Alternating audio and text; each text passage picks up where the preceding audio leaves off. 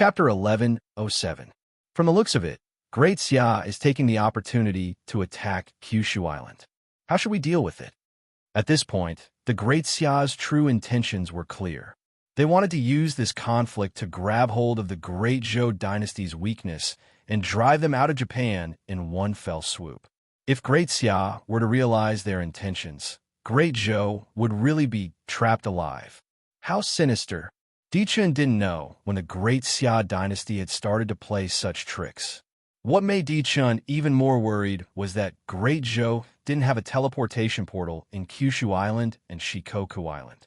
Once Great Xia attacked, Great Zhou wouldn't be able to resist. There were only two options for Great Zhou. They could either give up the two islands or send more troops to fight a real battle with Great Xia. However, they might not be able to make it in time to send more troops. Dichun thought about it and finally gritted his teeth. Retreat. Retreat? Absolute Elegance was surprised. That's right. Dichun nodded. Since we can't defend them, let's retreat in advance. I want to see how Great Xia is going to make a move against these two defenseless islands. How will they fool the ordinary players? Absolute Elegance was silent. Dichun's move was a last resort. No matter what, Kyushu Island and Shikoku Island couldn't be protected. Once Great Xia occupied the two islands, they could rely on Korea and Japan, and then join forces with Ijo Island to seal Great Zhou in the first island chain. The future is bleak. Absolute Elegance vaguely saw through Great Xia's intentions.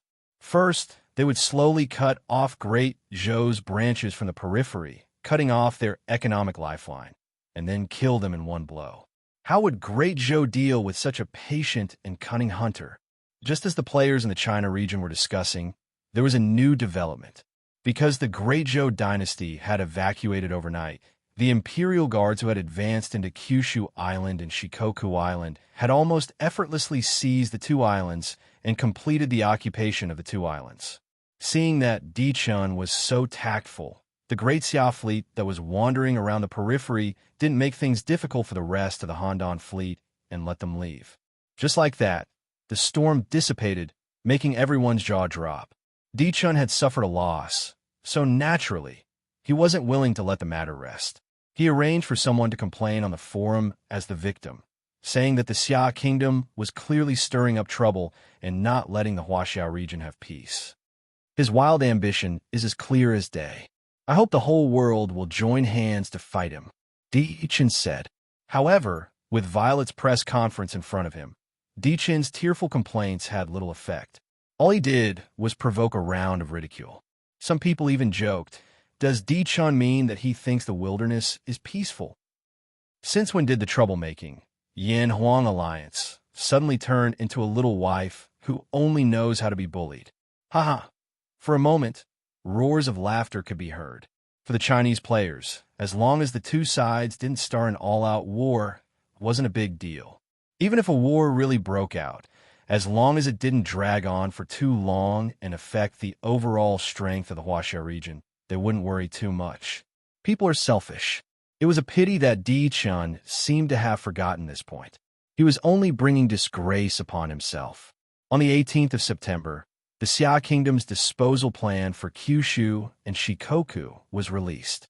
Ouyang Shuo decided to use Kyushu, Shikoku, and Hanzhou as the foundation to upgrade the previously established Yingzhou Prefecture to Yingzhou Province, becoming the second province of the Xia Kingdom in the north. The former Yingzhou prefectural governor, Hai Rui, was immediately promoted to Yingzhou governor. Apart from the governor, the appointment and dismissal of government officials would be handled by the cabinet and the office of personnel. At the moment, the Xia Kingdom didn't lack talents. There were plenty of historical talents for them to choose from. One by one, they would be promoted to prefectural governor or other important officials. Soon, Yingzhou province would be on the right track. At first, Ouyang Shuo wanted to take advantage of the situation and transfer Hai Rui to the newly upgraded censorate as the deputy censor. This would further strengthen the censorate's lineup and form a deterrent. For Hai Rui, this was considered a high promotion.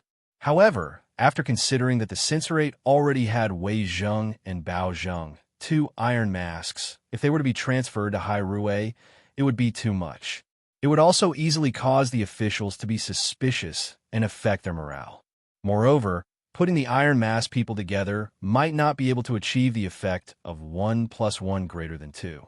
On the contrary, with Wei Zheng and Hyrue's personalities, they weren't easy to get along with. If they were to be together, it might have an opposite effect. After some thought, Ouyang Shuo finally gave up. At the same time that Yingzhou province was established, the Imperial Guards didn't stay on the 2 islands. After the Yingzhou Corps was transferred to the Yingzhou Corps, they immediately headed north and arrived at the northern border province on a warship. They were making preparations for the upcoming war against the Jin Kingdom.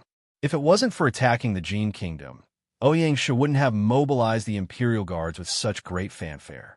Ignoring everything else, just the teleportation cost was 700,000 gold coins. In order to destroy the Jin Kingdom, Ouyang Shuo had put in a lot of effort.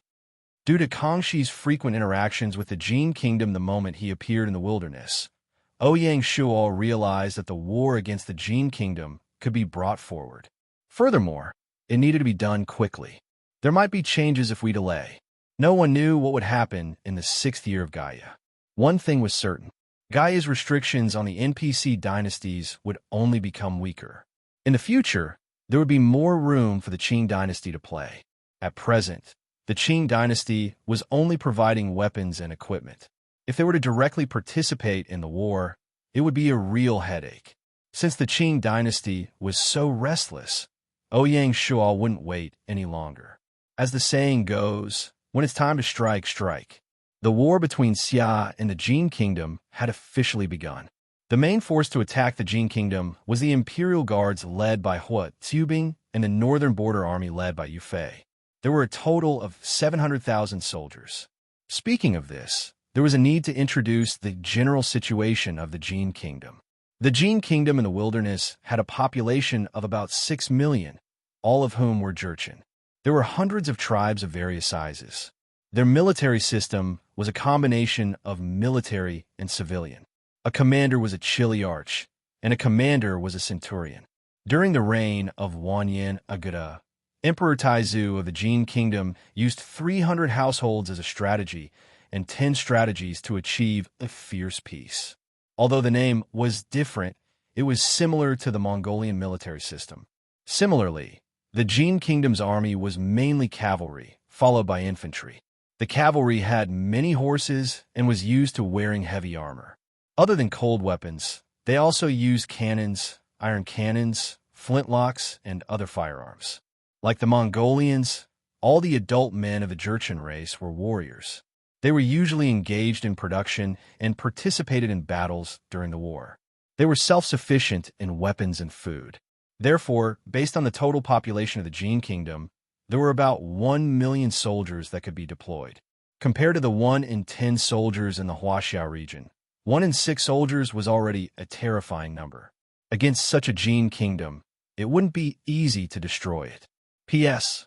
I recommend a new online game, Godly Cultivation. If you like it, you can add it to your collection. Chapter 1108. Just as the Great Xia officially sent troops to attack the Jin Kingdom, there was a succession of unfavorable news for the Great Xia from overseas. On September 21st, Bangalore City, the largest territory of the Indian district, was successfully promoted to the Peacock dynasty. As soon as it was promoted, the Lion Kingdom, which was adjacent to the Indian district, announced its allegiance to the Peacock dynasty and became a county under the rule of the Peacock dynasty. The Lion Kingdom, also known as Ceylon and Sri Lanka, was a tropical island country located in the Indian Ocean at the southern end of the South Asian subcontinent, facing the Indian Peninsula across the Strait of Palk to the northwest. The country's greatest advantages lay in its mining industry and geographical location. It was an island rich in gems and was one of the top 5 gem-producing countries in the world. It was known as the Gem Island and was most famous for its rubies, sapphires, and cat's eyes. The Lion Kingdom meant paradise or bright and prosperous land in the Sinhala language. It was also known as the Gem Kingdom and the Pearl of the Indian Ocean. It was considered the most beautiful island by Marco Polo. In the 5th century BC, the Sinhala people migrated from India to the Lion Kingdom. In 247 BC, Ashoka of the Indian Peacock dynasty sent his son to the island. From then on, the Sinhala people abandoned Brahmanism and converted to Buddhism. Around 311 BC, Buddha's tooth was introduced to the Lion Kingdom from India. From this, it could be seen that the Lion Kingdom had a deep relationship with India, and it was normal for them to choose to submit to the Peacock dynasty. Before this, the Lion Kingdom was an important supply point in the Indian Ocean section of the Great Sia's Grand Line. Ouyang Shua also tried to send envoys to establish a closer relationship with the Lion Kingdom. But the Lion Kingdom did not respond directly. If they were to forcibly attack the Lion Kingdom, Ouyang Shua had to consider the nearby Indian district. Unexpectedly, the Lion Kingdom had already made up their mind to seek shelter from the Peacock dynasty. In this way, it would be a big hidden danger to the Grand Line of the Great Sia. If the Lion Kingdom did not cooperate, or if the Peacock dynasty showed hostility to the Great Sia, the hundreds of merchant ships every day would not be able to obtain a stable supply point in the vast Indian Ocean. This would be a major blow to the ocean trade of the Great Sia.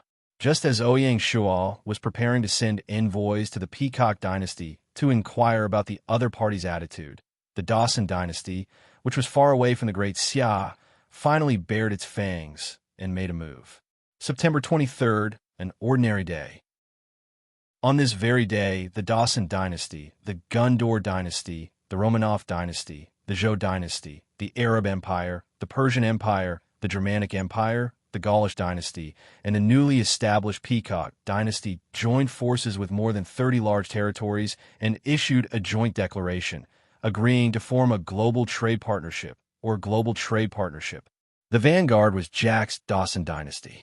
According to the information revealed in the declaration, in order to stimulate the growth of global trade and promote the globalization of trade, the TPP members will implement zero tariff, visa-free, and other mutually beneficial policies. Without a doubt, this was a global trade organization that was superior to the Trans-Mediterranean Trade Partnership Agreement and the Trans-Pacific Trade Partnership Agreement that were drafted by Great Sia. Even more than half of the members of the two major agreements had joined CPP. This was especially true for the Mediterranean coastal territories. Although they didn't dare to publicly withdraw from the Trans-Mediterranean Trade Partnership Agreement, they would definitely weaken their trade with Great Sia after joining the agreement. This was a fatal blow to Great Sia's ocean trade. And with the Peacock Imperial Court joining in, their attitude towards the Great Sia could be imagined. Ouyang Shua very straightforwardly canceled the diplomatic mission to the Peacock Imperial Court. A gloomy cloud shrouded the sky above Great Sia. A storm was brewing. Shanghai City, Xia Palace. In the imperial study, the cabinet secretary Jiang Shang, the minister of finance and minister of finance Zhang Liang, the minister of finance Fan Li, and the minister of military affairs Du Ruhui were gathered here to discuss important matters. Ouyang Shua went straight to the point. There's no need to hide it. The facts are already in front of us. The TPP is a trade card that the Silver Hand has played to suppress us. We need to deal with it carefully. Thinking of the trade blockade that Great Sia had just ended against Great Zhou, Ouyang Shua smiled bitterly in his heart. It really is an eye for an eye. As soon as Great Sia made a move, the Silver Hand fought back. The fact that the Silver Hand could survive for hundreds of years was, of course, not simple. With the intensification of global territorial annexation, the Silver Hand, which was consciously divided into small independent units by Gaia, was accelerating together, once again forming a joint force, bursting out with terrifying power. The TPP was just an attempt by them. In the future, with the help of members all over the world, the Silver Hand was bound to do other earth-shattering things, and no matter what the Silver Hand did, Great Sia would bear the brunt. This was because Great Sia had already become an obstacle to the rise of the Silver Hand in the game world. For Great Sia, the arduous challenge has just begun. This was Ouyang Shua's judgment.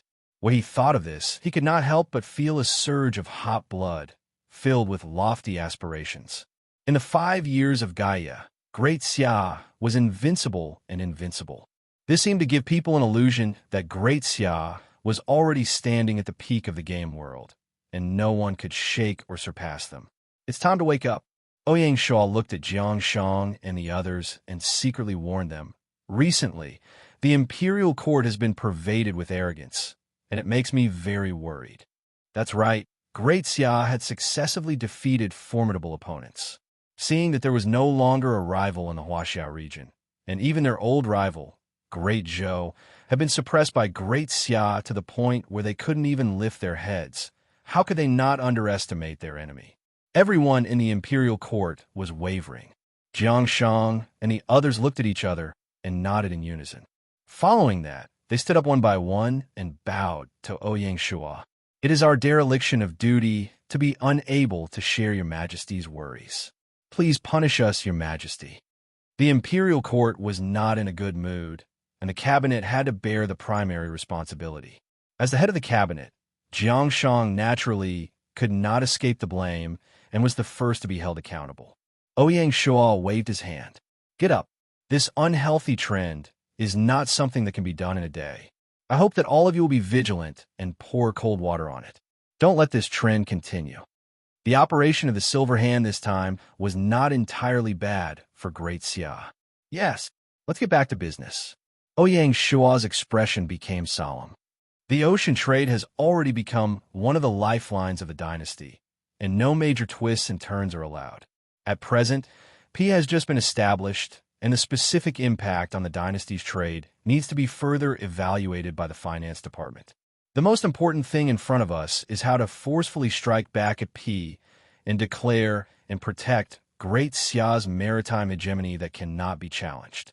Only in this way can we stabilize our allies and partners, especially those who are wavering, and prevent them from joining P's camp. When hegemony was challenged, the best counterattack was naturally war. Chapter 1109. If Great Xia wanted to maintain its hegemony through war, it had to choose the right target. Right now, the war between Great Xia and the Jin Kingdom had just begun, and the confrontation with Luzon in the south had never stopped. They were already fighting on two fronts, so they couldn't be too impatient. Du Ruhui even suggested, the war with the Jin Kingdom has just begun. Our army has only crossed the border, so we can still retreat. Should we stop the war with the Jin Kingdom and wait until we quell the external threats? Ouyang Shuo shook his head resolutely. We can't stop the war with the Jin Kingdom. We have to fight to the end. Since the war has started, there is no turning back. Otherwise, our deterrence in the Huaxiao region will be greatly reduced. But the Great Zhou army has already set up defenses at the border. I am worried that they will take the opportunity to break into the northern borderline province and disrupt our rear. It was because of this concern that Du Ruhui suggested a temporary ceasefire. Ouyang Shuo's view was different from Du Ruhui's. The Great Zhou army is bluffing. Order the Tiger Troop, Leopard Troop, and Soaring Eagle Troop to move along the border. Once the Great Zhou army enters the war in the north, we will not hesitate to go to war with them and let them know why the flowers are so red. In order to wipe out the Jin Kingdom, Great Xia had stationed a guard division in the northern borderline province without a single soldier. They were practically defenseless against the Great Zhou army. Ouyang Shuo did this because he knew that Dichen wouldn't dare to send troops. If Dichen really had the guts, Ouyang Shuo would be happy. He could use this opportunity to completely eliminate this internal threat so that he could focus on the international competition with Jack. Du Ruhui nodded after hearing this. Ouyang Shuo thought for a moment and said, Kimming, I appoint you as the imperial envoy to the northern borderline province to supervise the war on behalf of me. Announce the imperial court's determination to fight and cheer on the frontline soldiers. Yes. Du Ruhui nodded again, very resolute. Help me pass a message to Commander Yufei. Tell him not to have any misgivings. Great Xia is not like the Southern Song dynasty in history. We don't need to play the game of Ji. Tell him to go all out and help me destroy the Jin Kingdom. Ouyang Shuo instructed. Rest assured, Your Majesty, I will definitely pass on the message. Du Ruhui was very moved and no longer had a trace of worry. This was the majestic power of Great Xia. Because the following discussion was all about military matters, Ouyang Shua had Jiangshang and family leave first. At the same time, he had the finance department draw up a plan to deal with the impact of the ocean trade. After sitting down again, Ouyang Shua looked at Zhang Liang and asked, Zifang, which move do you think we should take to deter them and reap practical benefits at the same time? Naturally, Zhang Liang had the most say when it came to the strategy of the dynasty. Hearing this, Zhang Liang stood up and walked to the world map hanging on the wall of the imperial study. He slowly said, the core of fate is the Dawson dynasty, which will be the greatest enemy of the Grand Xia in the future. Hit the snake where it hurts. If we want to intimidate them, the best way is to teach the Dawson dynasty a lesson. Let all the lords of the world realize that even the rapidly rising Dawson dynasty is no match for the Grand Xia. Ouyang Shua's eyes lit up when he heard this. Zhang Liang was indeed Zhang Liang. He really dared to think. He wanted to touch the hardest bone of the Silver Hands. It could be said that he was going in the opposite direction. It seems that Zifang already has a specific target. Ouyang Shua asked with a smile. Zhang Liang nodded and pointed. This humble subject suggests that we seize this place. Hawaiian Islands? That's right. Zhang Liang explained. Right now, we are evenly dividing Hawaii with the Dawson dynasty. No one can gain the upper hand. As long as we expel the Dawson dynasty from the Hawaiian Islands, we can display the strength of the Grand Xia Navy and obtain absolute control over the Pacific Ocean. It can be said to be killing two birds with one stone. Ouyang Shua didn't immediately express his opinion. The battle over the Hawaiian Islands could be seen as a battle between the Pacific Fleet of the Grand Xia and the Freedom Fleet of the Dawson dynasty. Be it in terms of scale, equipment, or combat level, the two fleets were on par. It wouldn't be easy to monopolize Hawaii. But as Zhang Liang said, it wouldn't be easy. Once the Grand Xia succeeded, they would be able to give the Dawson dynasty a heavy blow, dampening their ambitions of rising up in the sea and intimidating the entire world. Ouyang Shua didn't immediately express his opinion. His fingers unconsciously tapped on the table. If they were to start a war with the Freedom Fleet in Hawaii, apart from the tactical impact, Ouyang Shua also had to consider the strategic impact. Once the war started, it would be equivalent to facing the Dawson dynasty head-on. After offending the D family, if they were to provoke the Dawson clan, it would mean that the Grand Xia and the Silver Hands would have no leeway. They would have to fight to the end. Fine. Ouyang Shua finally made up his mind. Clasping his hands together, he looked at Zhang Liang and said, the Council of Ministers will cooperate with the Navy Command to draw up a detailed battle plan before we discuss this matter. Understood. Zhang Liang nodded. War was a major event for a country. It was a place of life and death. Since they were going to war, they had to make sufficient preparations. Otherwise, they would fail miserably. Zhang Liang continued. Apart from attacking Hawaii, your humble servant has also noticed something. This time, they're coming with ferocious momentum, and almost all the major dynasties in the world are involved. However, there is a dynasty that isn't participating. Are you referring to the Indian Empire in South America? Yes. Zhang Liang nodded. Your humble servant believes that the Indian Empire is a worthy target. The imperial court should officially put the expansion of trade in South America on the agenda. It would be best if they could send a diplomatic mission to visit the Indian Empire. In the early days, Ouyang Shua had arranged for the Pacific Fleet to try to open up a trade route with South America. However, the Pacific Ocean was too vast and filled with pirates. To completely open up a trade route wasn't something that could be done overnight.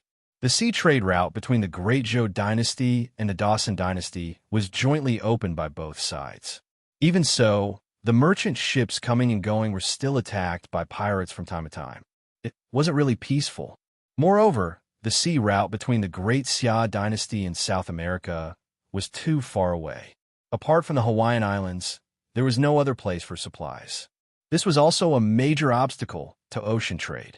On the premise that there was a route to the Mediterranean Sea, the Great Xia caravan was not very enthusiastic about expanding trade in South America. With the establishment of the treaty, the ocean trade of the Great Xia was bound to suffer a setback in the short term. Completely opening up the South American trade route could indeed become a new growth point for ocean trade. The vast and boundless South American continent contained an endless amount of wealth.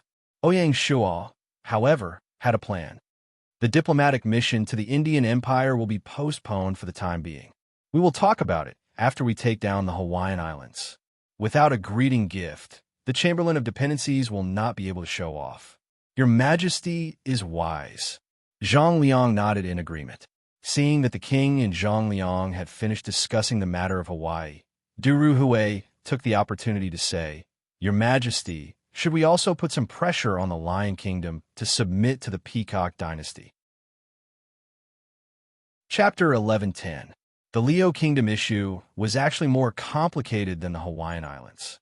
In Hawaii, neither the Grand Xia Dynasty nor the Dawson Dynasty had teleportation arrays.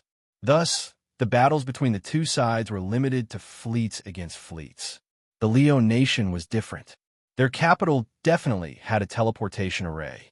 The Peacock Imperial Court, as the first imperial court of the Tianju district, had a vast territory and sufficient soldiers. Although it was not comparable to the Great Xia, it was certainly comparable to the Great Zhou dynasty, or even stronger. Faced with such a strong opponent, Great Xia had no hope of defeating the Lion Kingdom through an ocean battle. Ouyang Shuo said, Let's wait for the Smoke and Fire Fiend and Alvaro, the two naval admirals, to return to the capital to discuss the matter of Lion Kingdom. It is related to the safety of the Grand Line. One of them is the Admiral of the Indian Ocean Fleet, and the other is the Admiral of the Atlantic Fleet. They shoulder the sacred mission of guarding the Grand Line. Naturally, they have the most say.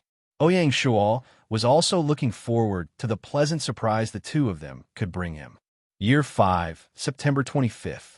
The Great Xia military minister, Du Ruhui, was appointed as the imperial envoy and headed to the Beijiang province to supervise the war. This showed that despite the changes in the international situation, Great Xia's established battle strategy was still unshakable. The battle to exterminate the metal race was inevitable. This move was undoubtedly very encouraging, and the players living within the borders of Great Xia heaved a sigh of relief. They were afraid that Great Xia would cower in the face of external threats. Everyone had different reactions to this. Great Zhou Dynasty, Handan City. The old fox is certain that we don't dare to start a war. Di Chen's complexion was extremely unsightly. The feeling of being looked down upon was really unpleasant. The good mood he had just been in because of the PK had been completely destroyed. Speaking of sex, Di Chen had mixed feelings. One of the PvP messages was initiated by Jack. Di Chen was a little disappointed. Secondly, even if PK worked, Great Zhou's external sea routes had already been sealed by Great Xia. It was still unknown how much Great Zhou could benefit from PK. As for the Dawson Dynasty, by relying on its unique geographical advantages, under the TPP framework, the Dawson Dynasty's ocean-going trade was about to experience a period of explosive growth. It was only a matter of time before the Dawson Dynasty overtook the Grand Xia. In the global competition, will the Great Zhou Dynasty be reduced to a supporting role? Di Chen was not willing to accept this. According to Di Chen's original plan, the Great Xia would shift its main opponent from the Great Zhou Dynasty to the Dawson Dynasty after the establishment of the Great Xia Empire, which would give the Great Zhou Dynasty a chance to catch its breath. Who would have thought that Great Xia would be so unyielding? If it weren't for the fact that he still had a trace of rationality left in him, Di Chen would have disregarded everything and sent troops to the northern borderline province to teach the Xia kingdom a lesson. Unfortunately, it won't work. The Imperial Wind had just sent news that the brave Tiger Army, the Hidden Leopard Army, and the Soaring Eagle Army that the Great Xia had set up in the south had been very active at the border these 2 days, scaring Lord Chunshin half to death. Really useless. Di Chen looked down on Lord Chunshin more and more. A few days ago, because Di Chen ordered the Handan fleet to bombard the trade caravans, Lord Chunshin was very unhappy and clamored for the imperial court to compensate for the losses of the trade caravans. This made Di Chen very angry. You're still being so calculative at a time like this. It's really hard to change a merchant's nature. This was just a small problem. The problem in front of Dichun was that once Great Xia conquered the Jin Kingdom, the strategic space of Great Zhou would be further reduced. What should they do next? Do we really have to take that step? Dichun's eyes were gloomy. Seeing this, peerless Fenghua secretly sighed in her heart. Even though Dichun had ascended to the throne and established the Great Zhou dynasty, the situation they were facing still hadn't improved. Right now, Great Zhou was like a trapped beast. Like a trapped beast fighting. Dichun's expression was somewhat ferocious. Great Zhou was the foundation of his family. He couldn't allow it to be buried here. If that old fox really forces me into a corner, I will let him have a good look at what it means to be a noble family and what it means to be crazy at the end. Dichun had already been forced to the edge of the cliff. In the royal study, waves of low sighs could be heard. Dawson Dynasty, Freedom City. Jack playfully put down the report and said with a smile, "This person is really as Dichun described. At such a young age, he's already an old fox. His actions are really unexpected. But no matter how sly a fox is, he can't escape a hunter's gun, right?" As he said this, Jack glanced at the middle-aged man standing opposite him. It was as if he was asking, but also as if he was talking to himself. The mysterious middle-aged man stood quietly at the side, not making a sound. Jack was happy to see Great Xia's pressure on Great Zhou. If the D family fell, the Dawson family would be able to get rid of one of their greatest enemies. Why not? As for the competition between Dawson Dynasty and Great Xia Dynasty, the show has just begun. Jack smiled slightly. He had prepared a lot of tricks and was just waiting for the fish to take the bait. The power of the Silver Hand has just been released. Indian Empire, Cuzco. The emperor of the empire, Juarez, was also constantly paying attention to the movements of Great Xia. In history, the South American continent once gave birth to a glorious dynasty, the Inca Empire. However, after the South American continent was discovered by Spanish navigators, the empire quickly ushered in its demise. Since then, the South American continent ushered in a period of 300 years of colonial rule. The homeland of the Indians was destroyed, their ancient civilization was destroyed, and the population plummeted. In order to make up for the shortage of labor, the colonists sold a large number of black slaves from Africa. The patriarchal state implemented a mercantilist policy, forcing the colonial people to specialize in producing one or two agricultural and mineral products that could make huge profits in the international market, forming a single product system, which led to the abnormal development of the social economy. The social system, customs, religious beliefs, and cultural traditions of Spain, Portugal, and other countries were spread to various parts of South America with the influx of immigrants. Spanish and Portuguese also gradually replaced the Indian languages and became the most widely used official languages. Even before the formation of the Federation, the official language of Brazil was still Portuguese, and the official language of the other South American countries was basically Spanish. The living space of the real Indians was suppressed to the limit. Unexpectedly, an interstellar migration brought new opportunities to the Indians. The rise of the Indians, Juarez, in the South American continent was almost comparable to the rise of Ouyang Shuo in the Huaxia region. It could be called a legend. The current Indian Empire had gradually taken root in the South American continent. Because of historical reasons, it could be imagined that such an empire had no good feelings towards the Western world or the Dawson dynasty. Naturally, they would not join the Pacifics. On the contrary, the Indian Empire was full of good feelings towards the Huaxia region. According to the research of experts and scholars, in the 8th century AD, during the Tang dynasty, a group of Jurchens living in the north of Huaxia crossed the Pacific Ocean and landed in Central America. They were known as the Okangs. Some of them moved to Mexico, while others moved to various parts of South America and later merged with the Inca culture of Peru. Most of the Indians had the characteristics of the yellow race: black and straight hair, yellow skin, shovel-shaped incisors, and blue birthmarks on the buttocks of babies that white and black people did not have. In terms of blood, the Indians belonged to the same race as the Huaxia people. In addition, there were many similarities and even similarities between the Indian culture and the Huaxia civilization. For example, the Lingtai culture, the Mound culture, the custom of using jade for burial, and the legend of the heavenly dog eating the moon. There were even similar stories of floods, the same dragon culture and feathered snake culture, the same Tai Chi diagram, the Tao Tai pattern, and the thundercloud pattern. There were also similar games of traveling by sedan chair and bowing. They had the same herbs and bone needles to treat illnesses, the same seven-hole flute, and the same pentatonic scale and music. And even the folk recipes of drinking children's urine to nourish health and eating tadpoles to relieve internal heat were similar. The stone calligraphy left behind by ancient America was extremely similar to the oracle bone script and bronze script of Huaxia. Some of the characters were written in exactly the same way as the oracle bone script of China. Based on this historical origin, and with the common enemy of the Silver Hand, there was a natural bond between the Indian Empire and the Great Xia dynasty. I really look forward to that legendary person visiting the empire as soon as possible, Juarez muttered to himself. Chapter 1111, 27th of September, Shanghai City. The Admiral of the Indian Ocean Fleet, Smoke Freak, and the Admiral of the Atlantic Fleet, Alvaro, were summoned to the capital by the king. Commander-in-Chief Zheng, he followed the two admirals to the Summer Palace. Zhang Liang, the Grand Secretary of the Cabinet of Governors, attended the military meeting. In the imperial study, Ouyang Shuo seemed very happy. He smiled at the two admirals, Smoke Freak and Alvaro, and said, "Have a seat. The two of you are guarding a part of the sea for the imperial court. Both of you have rendered great service to the dynasty." As an experienced admiral who was familiar with the situation around the Mediterranean Sea, Alvaro was able to lead the fleet in the Atlantic Ocean.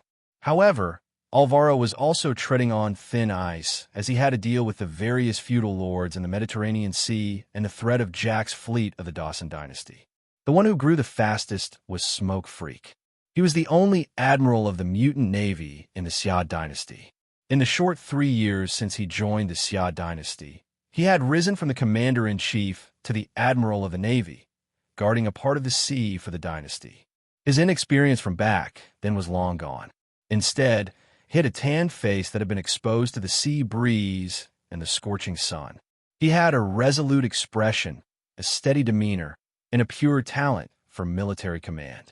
Especially after Huang Gai joined the Indian Ocean Fleet, Smoke Freak grew rapidly. He changed every day and brought out his talent and unique strengths as a mutant to the extreme. As of today, Smoke and Fire was a qualified admiral of the Navy. "We don't deserve such praise, Your Majesty." The two admirals were very excited to receive such praise from the king. Smoke's heart was filled with complicated emotions. He was very glad that he made the choice 3 years ago. He had put down his pride as a lord and resolutely joined Shanghai City's side.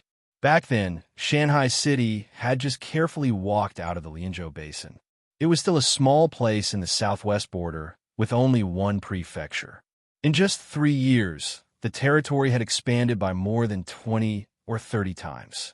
As for Yanhua, he had gone from being a minor lord to a major figure in a single leap. In comparison, the feudal lords of Lianzhou Prefecture had long been ordinary. The best one was only the president of a small chamber of commerce in the capital. His power and status couldn't compare to Smoke Freak at all. Ouyang Shuo wasn't in a hurry to get to the main topic. Instead, he chatted with the two admirals about some interesting things in the fleet. As the scale of the Great Xia's army grew, Ouyang Shuo no longer had the time to patrol the various divisions. This was especially true for the Atlantic Fleet, which was stationed at the distant seas, as they had even less contact with it. Usually, he could only get a general understanding of the fleet's combat and training situation through the routine reports of the fleet. The newly promoted naval officers of the 5 fleets in the last 2 years didn't even have the chance to meet the king, Ouyang Shuo, let alone get to know him. This is not good. Ouyang Shuo had already resolved that he would definitely make time to go down to the counties and the various departments of the army to inspect. Otherwise, he would really be separated from the masses and become a blind person. After chatting for a full hour, Ouyang Shuo said, Both of you talk about how to make up for the shortcomings in the Grand Line and minimize the impact of the upcoming adverse effects of P. Smoke and Fire Demon, you go first. Ouyang Shua began to call out. Hearing this, the Smoke and Fire Demon didn't have stage fright. He calmly got up, cupped his fists, and said, "Before elaborating on the proposal, I would like to ask for punishment from the king." After staying in the army for a long time, the Smoke and Fire Demon also had a sense of propriety. What crime? Ouyang Shua was somewhat puzzled. The Lion Kingdom is located in the jurisdiction of the Indian Ocean Fleet. This time, they suddenly submitted to the Peacock Imperial Court. As the commander of the fleet, I was not aware of it beforehand. I am willing to accept punishment. When Ouyang Shua heard this, he pondered for a moment before saying, "You have indeed neglected to guard against this matter. In that case, your salary will be suspended for half a year as a warning." The army had always been clear about rewards and punishments. Ouyang Shua naturally wouldn't break the rules. Yes, the Smoke and Fire Demon voluntarily accepted the punishment. If he didn't, he wouldn't be able to straighten his back. The punishment has already been given. Tell me about your proposal. In your opinion, is it feasible to attack the Lion Kingdom? Ouyang Shua didn't take this matter lightly. After all, it wasn't the responsibility of the Smoke and Fire Demon alone. And even if he was aware of it in advance, the Peacock Imperial Court had been planning for a long time. The attitude of the Smoke and Fire Demon was very clear. Your Majesty, I do not agree with attacking the Lion Kingdom now. Whether it is the time or the conditions for the battle, it is not yet mature. It is not appropriate to attack rashly. In your opinion, how should we solve the supply problem of the fleet and merchant ships in the Indian Ocean? When the Smoke and Fire Demon heard this, he quickly walked to the front of the world map and pointed to the Indian Ocean, a sea area on the lower left side of India. Your Majesty, please look here. Ouyang Shua frowned. A trace of confusion flashed in his eyes. It seemed like something had flashed through his mind, but he couldn't remember what was so special about this place. When Zhang Liang saw this, he asked aloud, "That is a blank sea area. Is there anything special about it?" The Smoke and Fire Demon smiled and explained, "Minister does not know. Although the map is blank, in fact, this place is called the Maldives. It is made up of more than 1,200 small coral islands. It is also a small country." I see.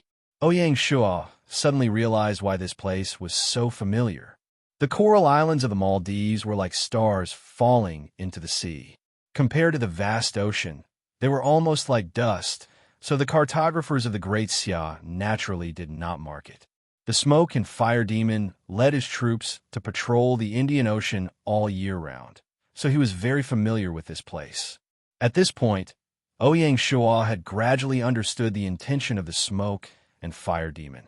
His eyes unconsciously lit up, and he said, "You mean before the Peacock dynasty notices this place, quickly take down the Maldives and replace the Lion Kingdom as a supply point in the Indian Ocean?"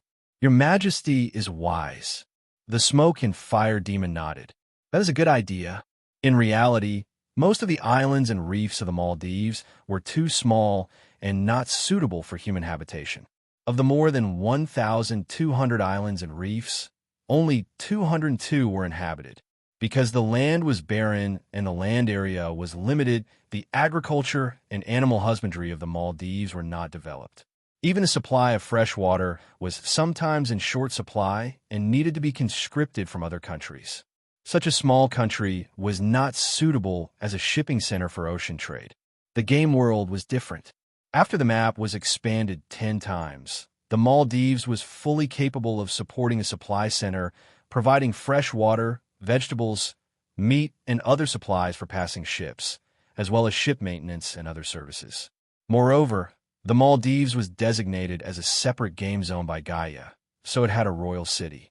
Since there was a royal city, there was also a teleportation array, so it was completely possible to obtain the support of Shanghai City. Smoke and Fire Demon, listen up. Ouyang Shua made up his mind. Chapter 11:12. This general is here. Smoke and Fire stepped forward decisively. I want you to return to the station immediately and assemble the fleet as soon as possible. Strive to take down the Maldives within a week. On the day of success, this prince will give you a great merit. Ouyang Shua ordered.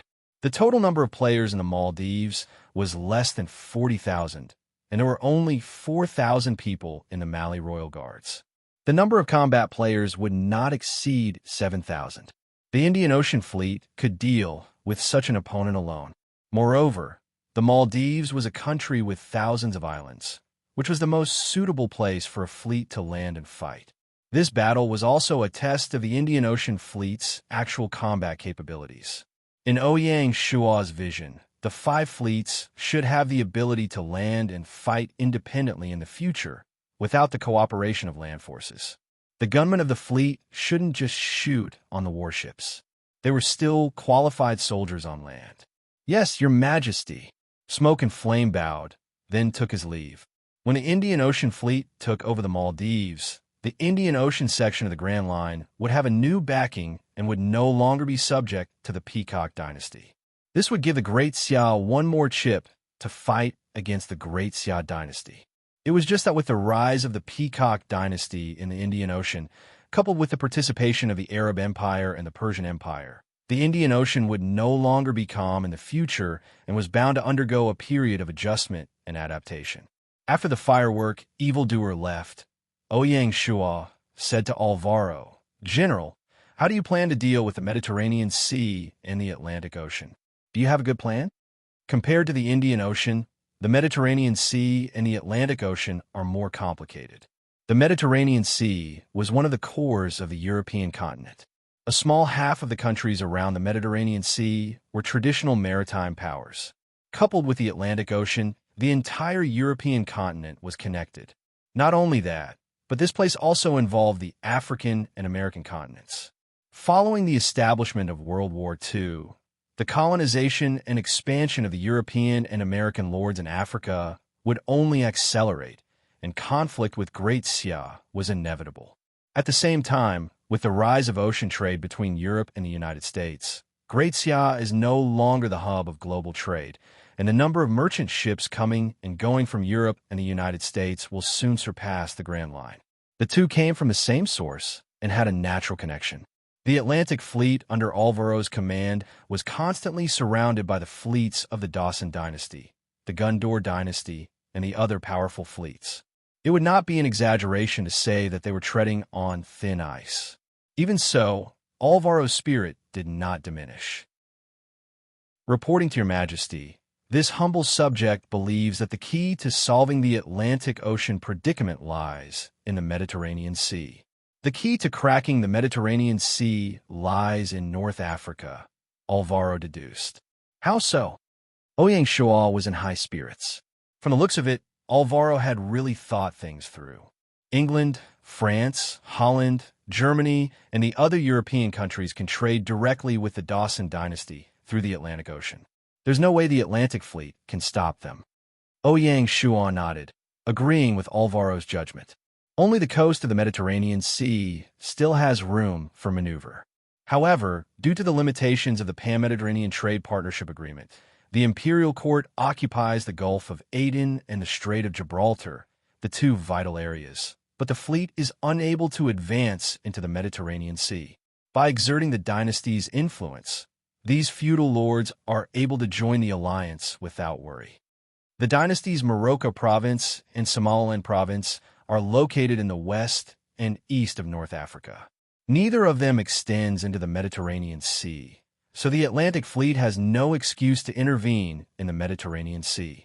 Therefore, I suggest that we target Algeria and Ethiopia in the short term and further expand the territory of North Africa. The long-term goal can be set to take down Libya, Egypt, Sudan, and other countries one after another, completely opening up North Africa, connecting the provinces into one, forming a joint force. This, Alvaro's grand blueprint shocked even Ouyang Shua. According to Alvaro's strategy, Great Xia had to take down at least 5 African kingdoms. This was an extraordinarily large move. Zhang Liang's eyes lit up when he heard this. He stood up and said, "Your Majesty, this humble subject also thinks that the previous strategy of the dynasty in Africa might be too conservative. As the feudal lords of Europe and America begin to colonize Africa, I'm afraid the previous moderate policy set by the imperial court is no longer suitable. We need to make adjustments. Ouyang Shuo remained silent. He suddenly stood up and walked to the world map, staring at the North Africa continent. Seeing this, Alvaro and the others hurriedly stood up and surrounded him. Algeria, total players, 4 million. Libya, total players, 600,000. Egypt, total players, 9 million. Sudan, total players, 4 million. Ethiopia, total players, 10 million. Ouyang Shuo reported the statistics of the players in the North African kingdoms as if he was counting his family treasures. He continued, "The imperial court has stationed troops in Africa. Just the Morocco and Somali armies have a total of 200,000 soldiers. Don't talk about taking down the 5 kingdoms. Even taking down Algeria would be difficult. Of course, the imperial court can increase their troops in Africa, but the internal threat in Huaxia has not been eliminated yet. How can we talk about an expedition if we are fighting on 3 fronts? Moreover, the North African kingdoms have always been in the same vein as the Arab Empire. At the same time, they are also a fat piece of meat in the eyes of the Mediterranean countries. Everyone wants to take a bite. In the face of such a complicated situation, how can we talk about taking down the 5 kingdoms?" Ouyang Shuo's words poured a bucket of cold water on everyone present. They immediately sobered up. "Then, Your Majesty, what do you mean?" Alvaro asked cautiously. He realized that he might have been rash in front of the king and thought of things too simply, so he was extra careful. Hearing this, Ouyang Shuo suddenly turned around and smiled. "General, you don't have to blame yourself. The long-term vision you proposed is in line with the dynasty strategy. It is also very strategic." Hearing this, Alvaro's mood slightly calmed down. It's just that rice has to be eaten bite by bite, and the road has to be walked step by step. Ouyang Shuo finally retracted his gaze and returned to his seat. After sitting down, he continued, "If we want to take down the 5 kingdoms in North Africa, the first thing is to strengthen the imperial court's military presence in the 2 provinces. The expansion of the Morocco and Somali armies was imperative. Ouyang Shuo's plan was to expand the 2 armies into 2 border defense armies before the 6th year of Gaia. They would be on the same level as the Northern Frontier Army and Hanoi Army. Only then could they talk about the war in North Africa. To attack the 5 kingdoms, we need to find the best breakthrough point. Algeria still has an old score to settle with the dynasty, and it is located in the Mediterranean Sea. The number of players there is not too exaggerated, so it is the most suitable target." Ouyang Shuo did not completely destroy Alvaro's confidence and gave him a hint. As expected, Alvaro's eyes regained a trace of spirit. He stood up and bowed. He said solemnly, "Your Majesty, I understand your intentions. I will definitely cooperate with the Morocco army and make preparations for the war." "That's good." Chapter 11:13. Soon, it was October. The Great Xia's war against the Jin Kingdom was in full swing. Yu Fei and Hui Zubing were the 2 main generals. One was steady and powerful, while the other was full of intelligence. With the 2 of them working together, the Jin Kingdom's army was in a sorry state.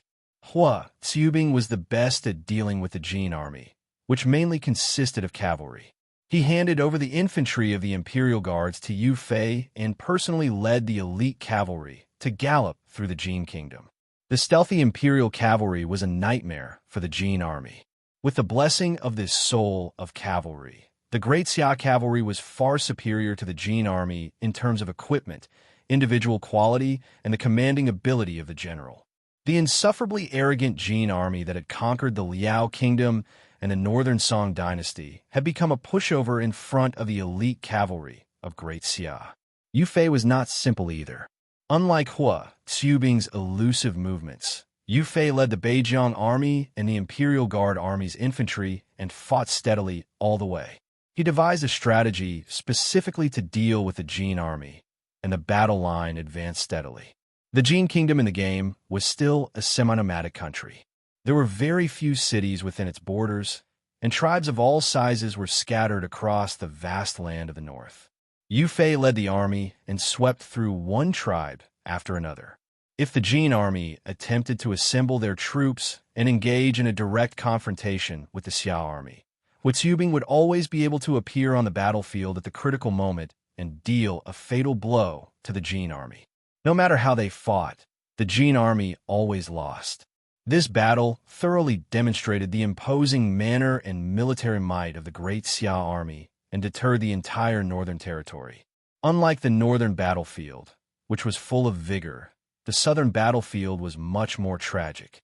It was unknown whether it was the silver hand behind the scenes or Luzon spontaneously organized, but in recent days, the army of the Luzon territory, together with the combat players, had increased their offensive on Lavig City, which was occupied by Great Xia. Outside Lavig City, the sound of cannons and killing shook the sky. The Grand Xia's Dragon Stallion army was fighting the Luzon army head-on, and there were PvP battles between Grand Xia players and Luzon players. People were dying at every moment. Outside Lavig City, it had become an endless hell. Because the battle was too intense, some players couldn't take it anymore and had no choice but to retreat from the battlefield. Of course, there were also more Huaxiao players who were passionate about PK, who heard the news and threw themselves into this big fight. The tiny Lavig City had already become the main battlefield of the Huaxia region and the Luzon region. In order to thank the Chinese player for their support, Ouyang Shua had no choice but to bear the pain and take out the high-quality weapons and equipment he had obtained from Japan and Goguryeo as rewards. Its operating mechanism was similar to the merchant shop set up by Gaia during the month of war. Players in the Huaxia region would accumulate points based on the number of kills. They would then use these points to exchange for the corresponding weapons and equipment from Great Xia's armory in Lavig City. In order to stimulate the players' enthusiasm, there was no lack of purple gold equipment. As a result, the battle outside Lavig City became even more intense. Under such a reckless slaughter, the number of players fighting in the Luzon region was also decreasing at a speed visible to the naked eye. Once the war of exterminating Jin ended, Great Xia would launch an all-out attack on Luzon. The newly formed CPP had a member of the Luzon region. It wasn't just Luzon. As expected, Java had also joined the fray and became the vanguard against Great Xia. On the other hand, Piao and Johor did not show any signs of joining in, perhaps because they were afraid of Great Xia's power. But if Great Xia did not take any action, they would not be able to suppress these two countries. Only by completely taking down Luzon could they truly control the ASEAN region. In the west, the Indian Ocean Fleet was also quietly assembling. Relying on the solid supply line between Star State County and Ganoi Province, the 5 major formations of the Indian Ocean Fleet would quietly assemble in the waters near the Maldives under the excuse of patrolling the Indian Ocean. This was done to not attract the attention of the Peacock dynasty in Java, so as to avoid any disturbances. October 1st, Summer Palace. After nearly a week of discussion, the Minister Cabinet and the Navy Command jointly formulated a battle plan to attack the Hawaiian Islands and sent it to Ouyang Shua. According to this battle plan, in order to avoid alerting the Dawson dynasty, the Pacific Fleet would only mobilize the 1st and 2nd formation stationed in Hawaii, as well as the 3rd formation that was expanding the South American route nearby.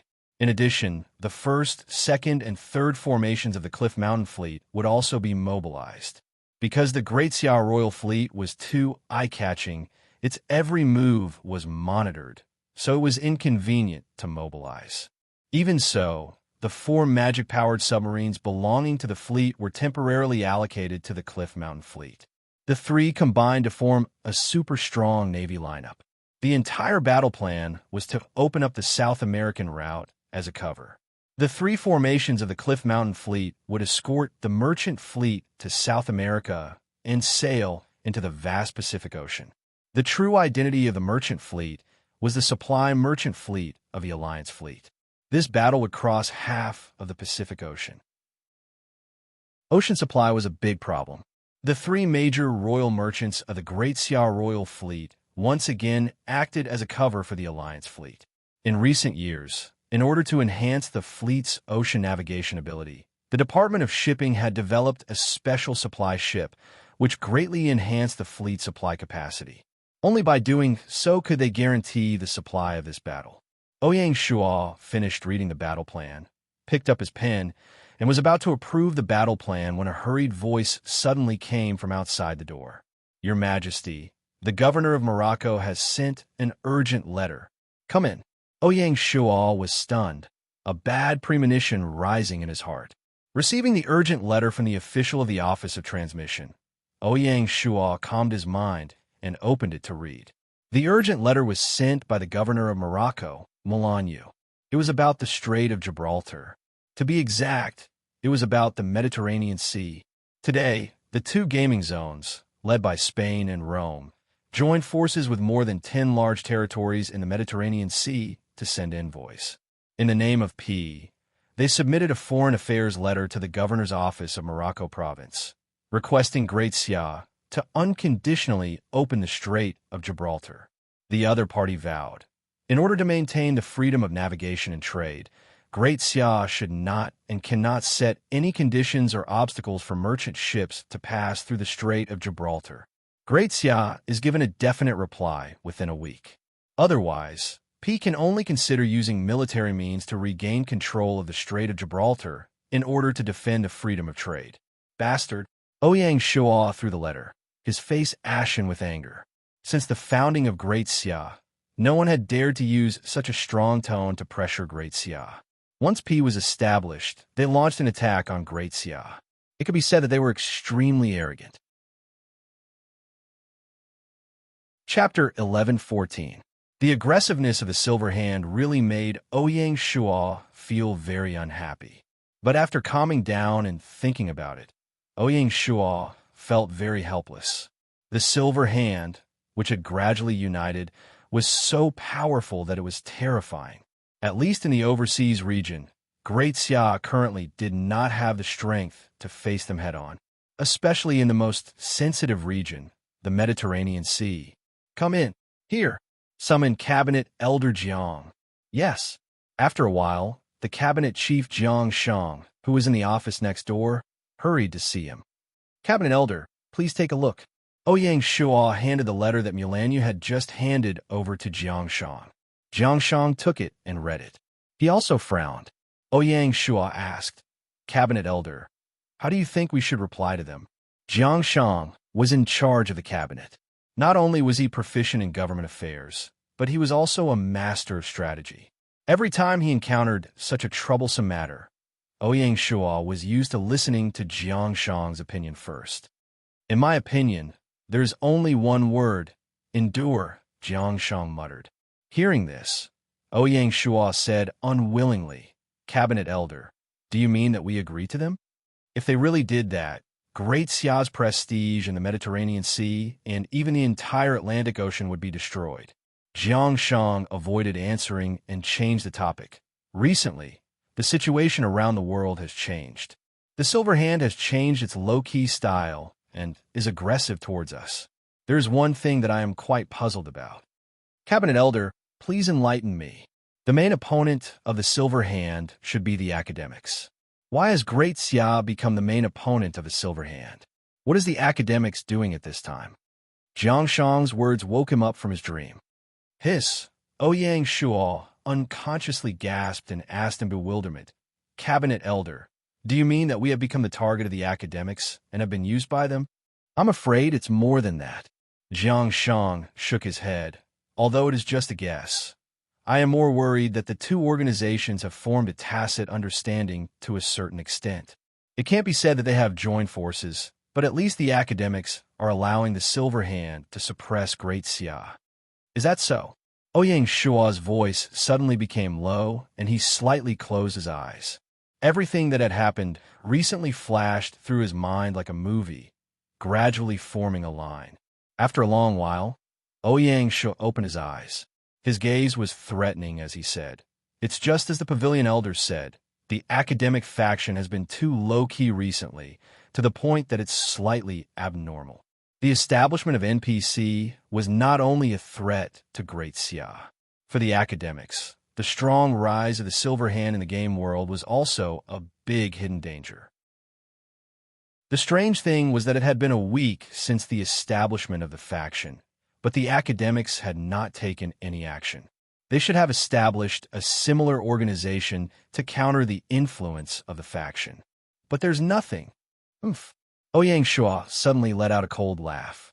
Sometimes people really can't be too smart and can't be too calculative. Do you really think we're fools? In fact, Ouyang Shua had somewhat misunderstood the academy. The low profile of the academics was related to its operating mechanism. Some of their members were lurking in the silver hand, such as the wolf warriors. Only they themselves knew how many of them were from the academy. Secondly, Ouyang Shua had always been aloof from the academy, which made them apprehensive. Although the silver hand had come forward to suppress Great Xia, they would not take action before the situation had obviously deteriorated. The combination of these two factors created the current embarrassing situation. Of course, there were also many people within the academy who were unhappy with Great Xia and Ouyang Shua. They were naturally happy to see the excitement of Great Xia, so how could they risk being exposed to help? Your Majesty, do you want to draw a clear line with the academy? Jiang Shang asked. Ouyang Shua shook his head, calmed down his slightly fluctuating emotions, and said in a deep voice, "It's still far from that level, but we must be more vigilant against the academy. We can't have too much hope for them." Your Majesty is wise. Jiang Shang was very pleased. It's common for big forces to make use of each other, and it has nothing to do with justice. At present, we're already like fire and water with the silver hand, so it's not appropriate to have a direct conflict with the academy. Ouyang Shua nodded and said, "So the pavilion elder wants me to endure?" Yes. Jiang Shang was undoubtedly very clear-headed. The more the silver hand provokes us, the more we can't panic. Right now, the dynasty is already fighting on 4 fronts, and it's not appropriate to provoke a war in the Mediterranean Sea. The more unyielding we are, the more the Mediterranean Sea lords will be. Who knows, a war might break out.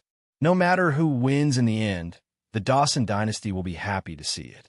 Yes, Ouyang Shua thought of Jack, who was watching the fire from the other side of the ocean, and his mood turned cold. Stirring up the waters of the Mediterranean Sea and then taking the opportunity to intervene is not their usual method. Taking 10,000 steps back, if they were to really fight, Great Xia really had no chance of winning with just the Atlantic fleet. We can only endure it for now. Ouyang Shua took a deep breath. The feeling of being arrogantly challenged and not being able to fight back was really uncomfortable. The prestige that Great Xia had painstakingly built up was bound to suffer a setback this time. It seems that the Algerian War has to be officially put on the agenda, and we have to step up our preparations. Ouyang Shua made up his mind. Great Xia had to extend its tentacles into the Mediterranean Sea as soon as possible and pose a direct threat to the Mediterranean Sea lords. Only then would they not be as fearless as they were now. At this critical juncture, let's see if they can still unite. A cold light flashed in Ouyang Shua's eyes. Seeing that His Majesty was somewhat dejected, Jiang Shang consoled. Agreeing to them might not be a bad thing. If we take a step back, the silver hand will no longer have a target to attack and will naturally go after the academics. Hearing this, Ouyang Shua laughed as well. Yes, let's sit on top of the mountain and watch the tigers fight. I'm afraid that won't work. Jiang Shang laughed. If this old subject prediction is correct, once the silver hand bites the academics will definitely immediately contact His Majesty and look for allies. That's right. This is like their style. Ouyang Shua's gaze was gloomy. When the time comes, it will be time for them to repay their debt. The discussion between the ruler and his vassal had dispelled the layers of fog that shrouded the skies of Great Xia. They were able to clearly see the open and veiled struggles between the two organizations. Instantly, they felt more confident. Jiang Shang was indeed Jiang Shang. Otherwise, why would he say, "Old ginger is spicier"? After Jiang Shang left, Ouyang Shua immediately picked up his pen and wrote a reply to Milan Yu. He authorized Milan Yu to delay this matter until the last day, before replying to them that Great Xia had agreed to open the Strait of Gibraltar. A good show is about to begin. Chapter 11:15. It was yet another dreary week. The Great Xia's war against the Jin was going smoothly as usual. The army led by Yu Fei had already reached the Huaining Prefecture, the capital of the Jin Empire. As long as they could take this city, they could declare the end of the war. For this reason, the combat division had specially mobilized 300 P1 cannons to support the front lines. Just as Ouyang Shuo had predicted, the Great Zhou army only swaggered along the border, not daring to take the slightest step forward. They simply did not have the guts to provoke an all-out war with the Great Xia. Outside the Huaining Prefecture, in the central barracks, dressed in martial attire, Yu Fei gazed at the towering city in front of him with a complicated expression. He muttered to himself, "I never thought that I would one day lead an army to destroy the Jin Empire. The heavens bless Hua Xia." He had been looking forward to this battle for a long time. The battle in the south at Lavig had fallen into a stalemate. After the sudden wave of attacks from the Luzon camp, they saw that they had not achieved any results. They had lost their spirit and were unable to sustain for long. The strength of their attacks began to decline and were no longer able to pose a substantial threat to the Xia kingdom. Seeing this, Bai Qi, the commander of the Dragon Stallion army, suddenly mobilized the 2nd Dragon Stallion army from Hanoi province to assist in the battle and launch a counterattack against the Luzon army. The Luzon army was at its weakest, and the Great Xia's fresh assault caused them to be unable to maintain their defensive line. In less than half a day, the Great Xia army broke through their defensive line and collapsed their formation. This sudden defeat caused the Luzon army's morale to plummet to an all-time low. Bai Qi seized this opportunity and pursued the Great Xia army, attempting to expand his victory. The Dragon Stallion army's 2 armies were like 2 dragons that fiercely charged south.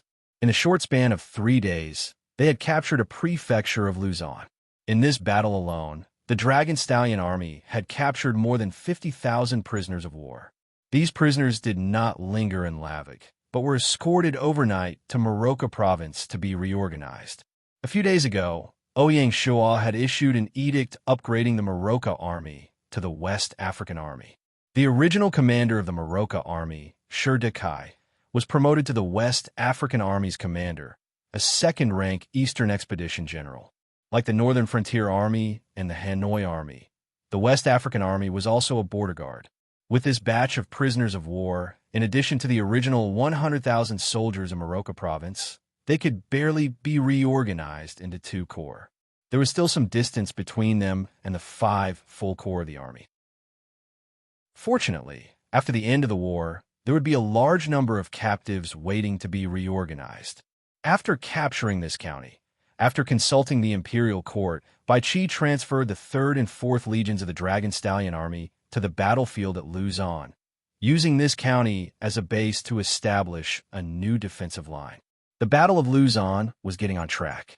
Anyone with a discerning eye knew that an all-out war was about to break out with the fall of Luzon County. In addition to the northern and southern fronts, there were also new developments on the eastern and western fronts.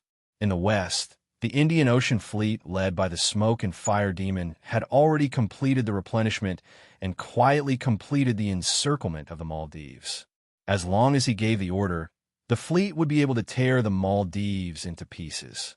During this period, the 2 major forces, the Peacock Imperial Court in Java, seemed to be somewhat aware of the actions of the Indian Ocean Fleet of the Great Xia dynasty and instinctively strengthened their patrols of their own waters.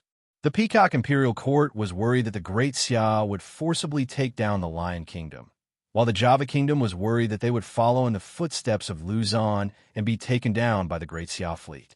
Little did they know that Great Xia's target wasn't here at all.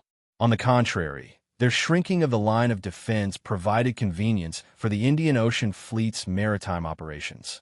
In the east, the caravan escorted by the Cliff Mountain Fleet successfully arrived at the Hawaiian Islands. They pretended to rest and reorganize, but in fact, they were unloading supplies and making final preparations to encircle the Freedom Fleet of the Dawson Dynasty. The Freedom Fleet also only had 2 formations stationed in Hawaii.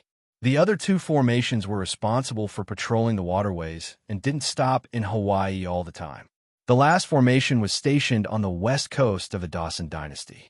The strategic goal of the Great Xia this time was to completely defeat the 2 formations of the Freedom Fleet stationed in Hawaii, and it would be best if they could wipe out the 2 patrol formations one by one.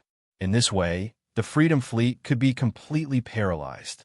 Gaia 5th year, October 7th, Morocco Province. Just as the fangs of the Great Xia were in position, the deadline for the reply to Pope had arrived. The governor of Morocco, Moulin Yu, followed Ouyang Shua's instructions and very reluctantly handed over the letter of credence that the Great Xia was willing to open the Strait of Gibraltar. As soon as the news came out, the Mediterranean Sea immediately fell into a jubilation. Rome District, Caesar City. Lord Caesar drank a glass of red wine and said playfully, "It seems that the Great Xia is just a paper tiger." In the face of a behemoth like Pope, they admit defeat just like that. Since the Strait of Gibraltar has been opened, the next step should be the Gulf of Aden. Caesar was a person who was insatiable. His ultimate goal was to completely drive the Great Xia out of the Mediterranean Sea. The European continent doesn't need a heretic like the Great Xia. Caesar was full of confidence. Spain District, Tortosa City. A few days ago, Tortosa City successfully destroyed the last opponent in the region, Malaga City, and completed the unification of the region. The next step was to establish a kingdom and establish a dynasty that matched the status of Spain. Seeing that the Great Xia had resigned themselves to opening the Strait of Gibraltar, Lord Cassius of Tortosa City immediately had a different idea. He thought to himself, the port of Gibraltar was originally seized by Great Xia from the hands of Spain. It doesn't seem enough for the Great Xia to just open the port. It's best if they could take back this place. If they could take back the port of Gibraltar, it would undoubtedly be a great opportunity for Tortosa City. Hey, I have to discuss this with Jack in a rest. Cassius looked into the distance, as if he could see the beautiful future of the territory. The corner of his mouth unconsciously revealed a trace of a smile. It's good to have an organization. Atlantis City. Queen Kalia waited for the news, and a trace of worry flashed in her eyes. Faced with the encirclement of a group of hungry wolves, can you overcome this difficulty? In the face of such a situation, Atlantis City was powerless. Gallic Dynasty, Vic City. Henry was indeed Henry. He was one of the 3 hegemons of the European region in his previous life. He became the first lord in the Mediterranean Sea to promote his territory into a dynasty. Even so, Henry was as low-key as ever. The Great Xia's stance this time seems somewhat unusual. As one of the few lords in the European region who had directly dealt with Ouyang Shua, Henry did not believe that Emperor Xia, Ouyang Shua, was a person who would swallow humiliation. There must be other plans behind the peace of the Great Xia.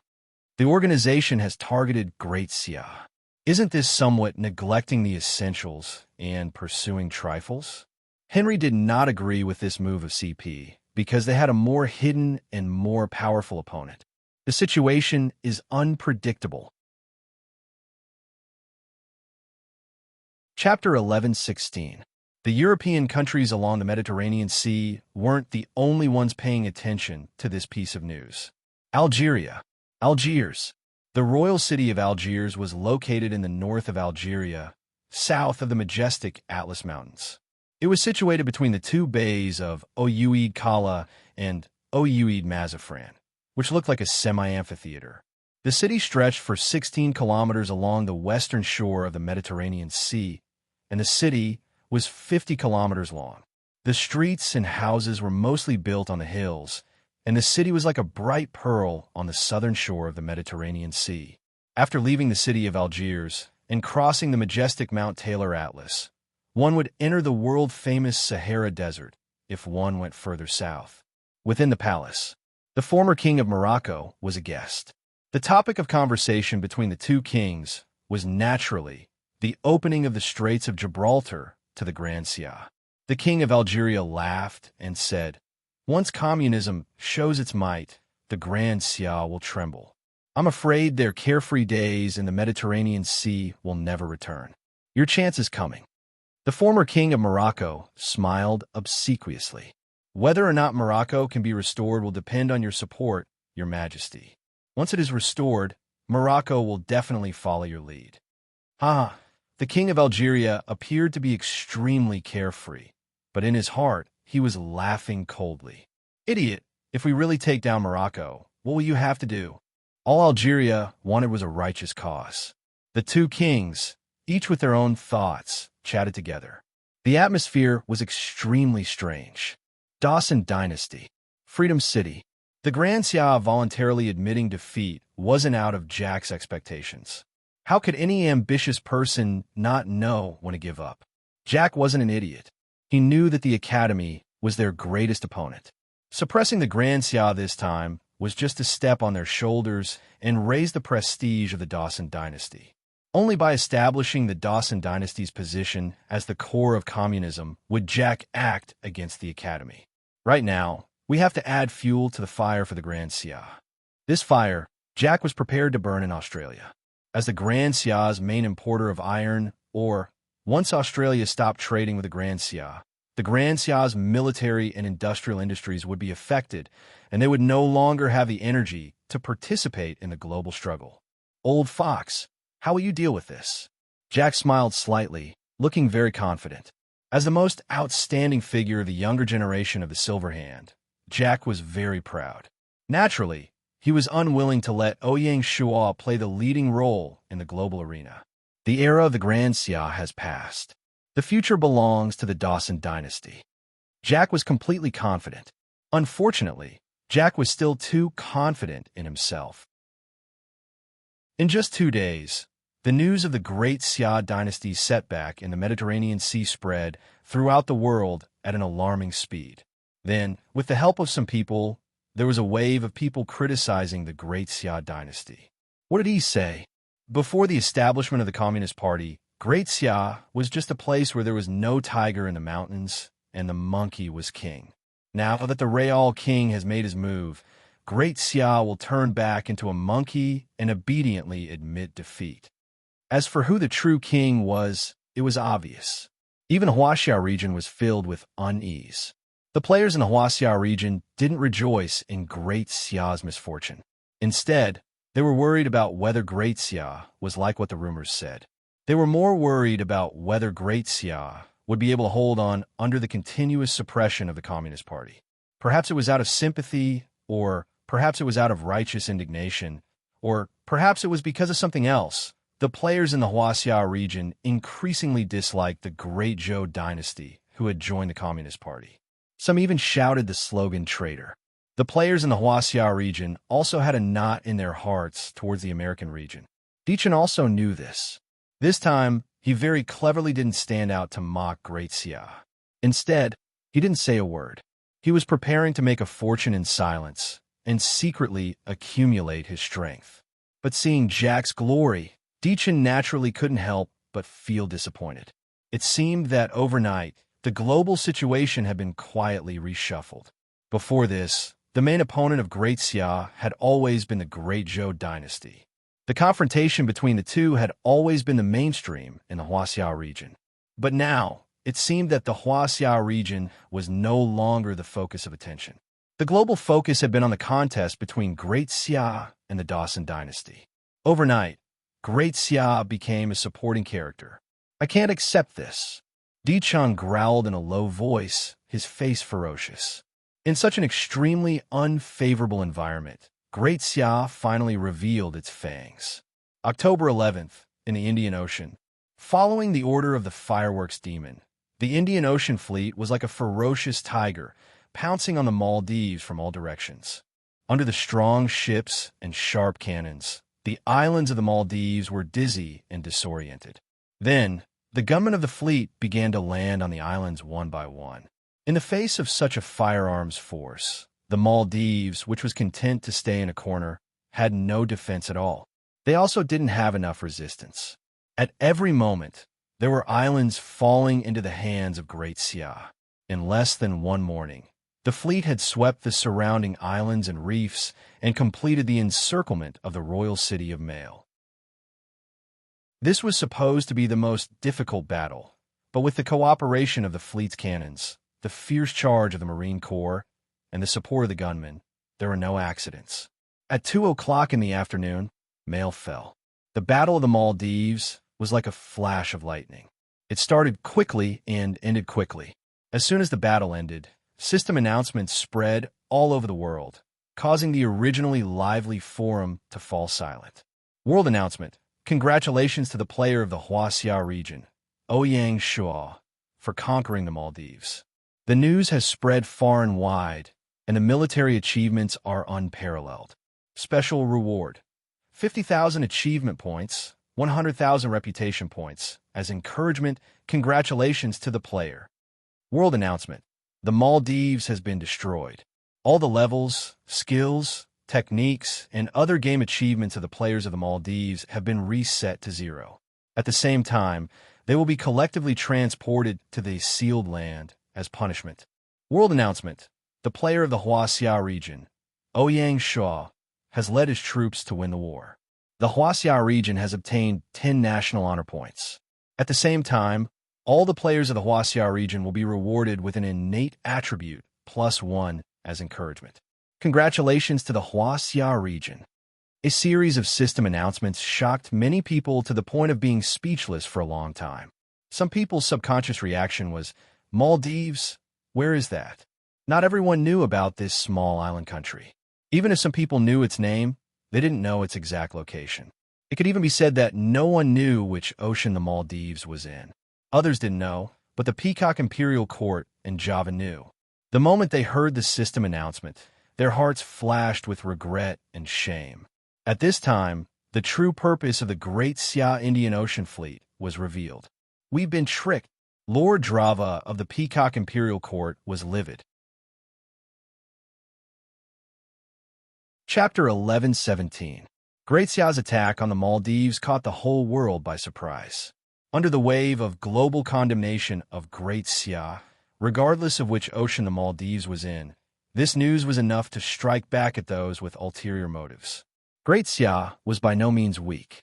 As the news settled, the global media revealed all the information about the Maldives. Its strategic value to Great Xia was also interpreted one by one, which made the players around the world suddenly understand. Great Xia's attack on the Maldives was obviously a carefully planned war, and its purpose was to stabilize the Indian Ocean route. From this, it can be seen that Great Xia has not given up on maintaining the Grand Line. Some media interpreted it as such. The media's interpretation was still a bit one-sided. The strategic value of the Maldives to Great Xia, in addition to being a sea supply point, was also a springboard for Great Xia to attack the Peacock dynasty in the future. With the destruction of the Maldives, the honor points of the China region reached 90. As long as they destroyed another country, they would be able to accumulate 100 points and produce the second national weapon.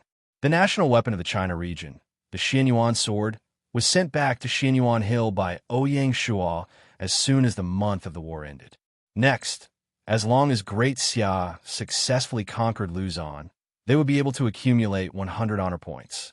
With Great Xia's contribution in the war, it was almost certain that the second national weapon would belong to Ouyang Shua. In that case, Ouyang Shua wouldn't have to go to Xianyuan Hill to request for the sword in the month of next year's war. Having said that, the Maldives was just a mini-game zone. Great Xia's attack on the Maldives wasn't enough to reverse the negative impact caused by the unconditional opening of the Strait of Gibraltar. There were still many people who weren't optimistic about Great Xia. Even Jack, the initiator of the incident, smiled and didn't take it to heart. Instead, he stepped up his preparations for the Australian incident. However, what happened next completely pushed Jack to the edge of the cliff. October 12th. Australia's Lord Avila issued an edict to Great Xia, claiming that they would give priority to the supply of iron ore and could only implement a quota for Great Xia's iron ore exports. This was the Iron Ore Restriction Order. With the restriction order, Australia's iron ore exports to Great Xia were directly reduced to 5%, which was simply a drop in the bucket for Great Xia. We have no choice. Our production capacity is limited. Please forgive us, Great Xia, Avila said hypocritically. Surprisingly, Ouyang Shua didn't get angry when he got the news. He just sneered. Oh, another brave warrior who shed his blood for the Silver Hand. He really doesn't know how to write the word death. That was the traditional iron, ore, and coal production area of the Huaxia region. As long as Great Xia conquered the Jin Kingdom, the iron or bottleneck of Great Xia would be easily solved. Australia couldn't choke Great Xia at all. Jack, I've already taken your move, but I don't know how you're going to take mine. Ouyang Shua stood in front of the window, his eyes unfocused. According to the progress, the Great Xia fleet should have already started fighting with the Freedom Fleet of the Dawson Dynasty. Ouyang Shua's prediction was right. On the day that Australia issued the Iron Restriction Order to Great Xia, the joint fleet of Great Xia's Pacific Fleet and the Cliff Mountain Fleet suddenly tore apart their disguise and launched an attack on the Freedom Fleet of the Dawson Dynasty. Leading the attack were 10 magic-powered submarines. They succeeded in one fell swoop and sank the 3 flagships of the Freedom Fleet. Then, 2 squadrons stationed in the fleet took off and bombarded the Freedom Fleet while braving the gunfire. Under the double attack, the Freedom Fleet was immediately thrown into chaos. At this moment, the main force of the joint fleet fiercely surrounded them and tore the 1st and 2nd squadrons of the Freedom Fleet into pieces like hungry wolves pouncing on a tiger. Although the Freedom Fleet resisted, they were powerless and couldn't escape the fate of destruction in the end. In just one day, the famous Freedom Fleet of the Dawson Dynasty had lost 2 wings.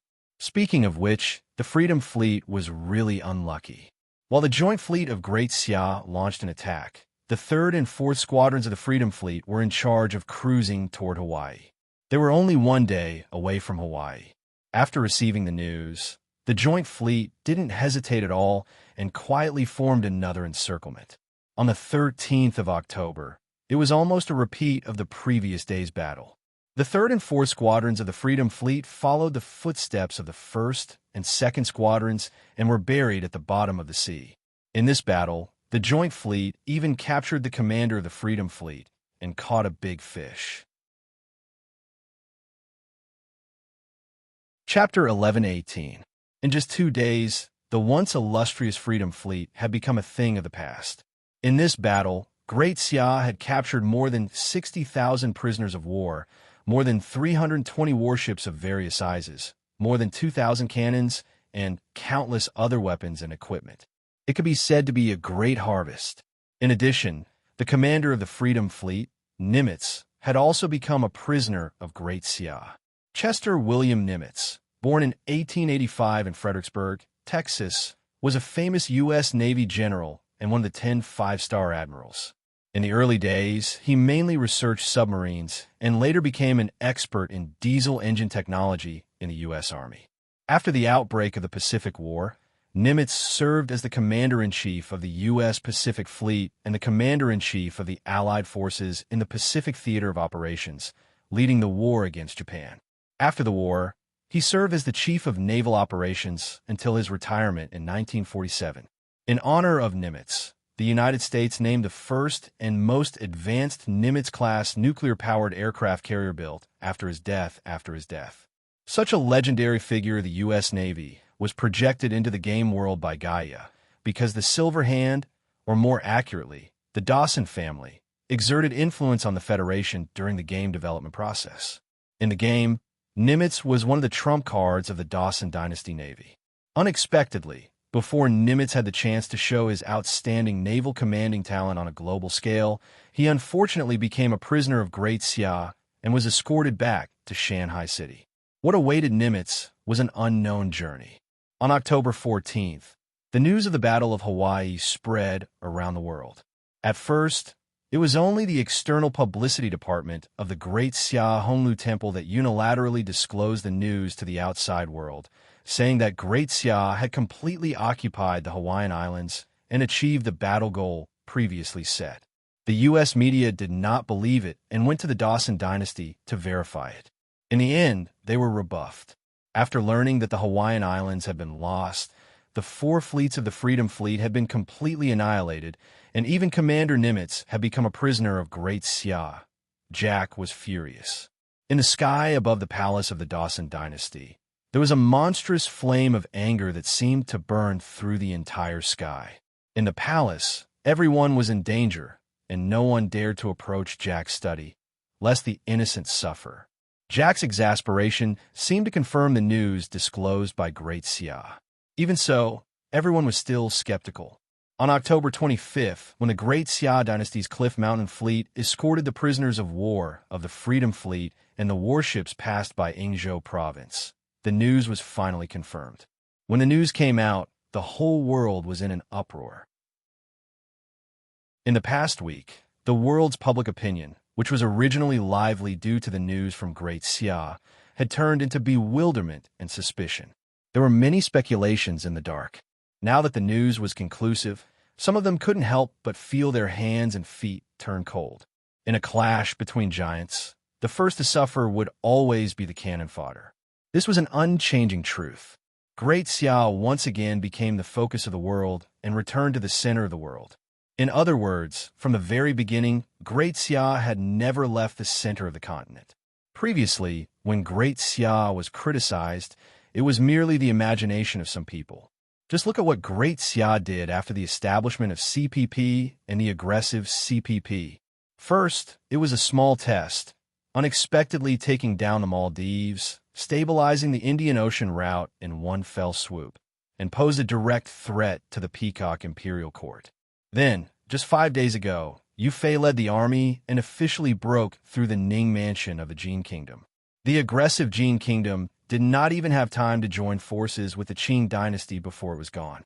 After this battle, not only did Great Xia obtain a vast territory, but also obtained a coveted pasture, rare iron, ore, and coal. It also completely established a foothold in the northern part of the Huaxiao region.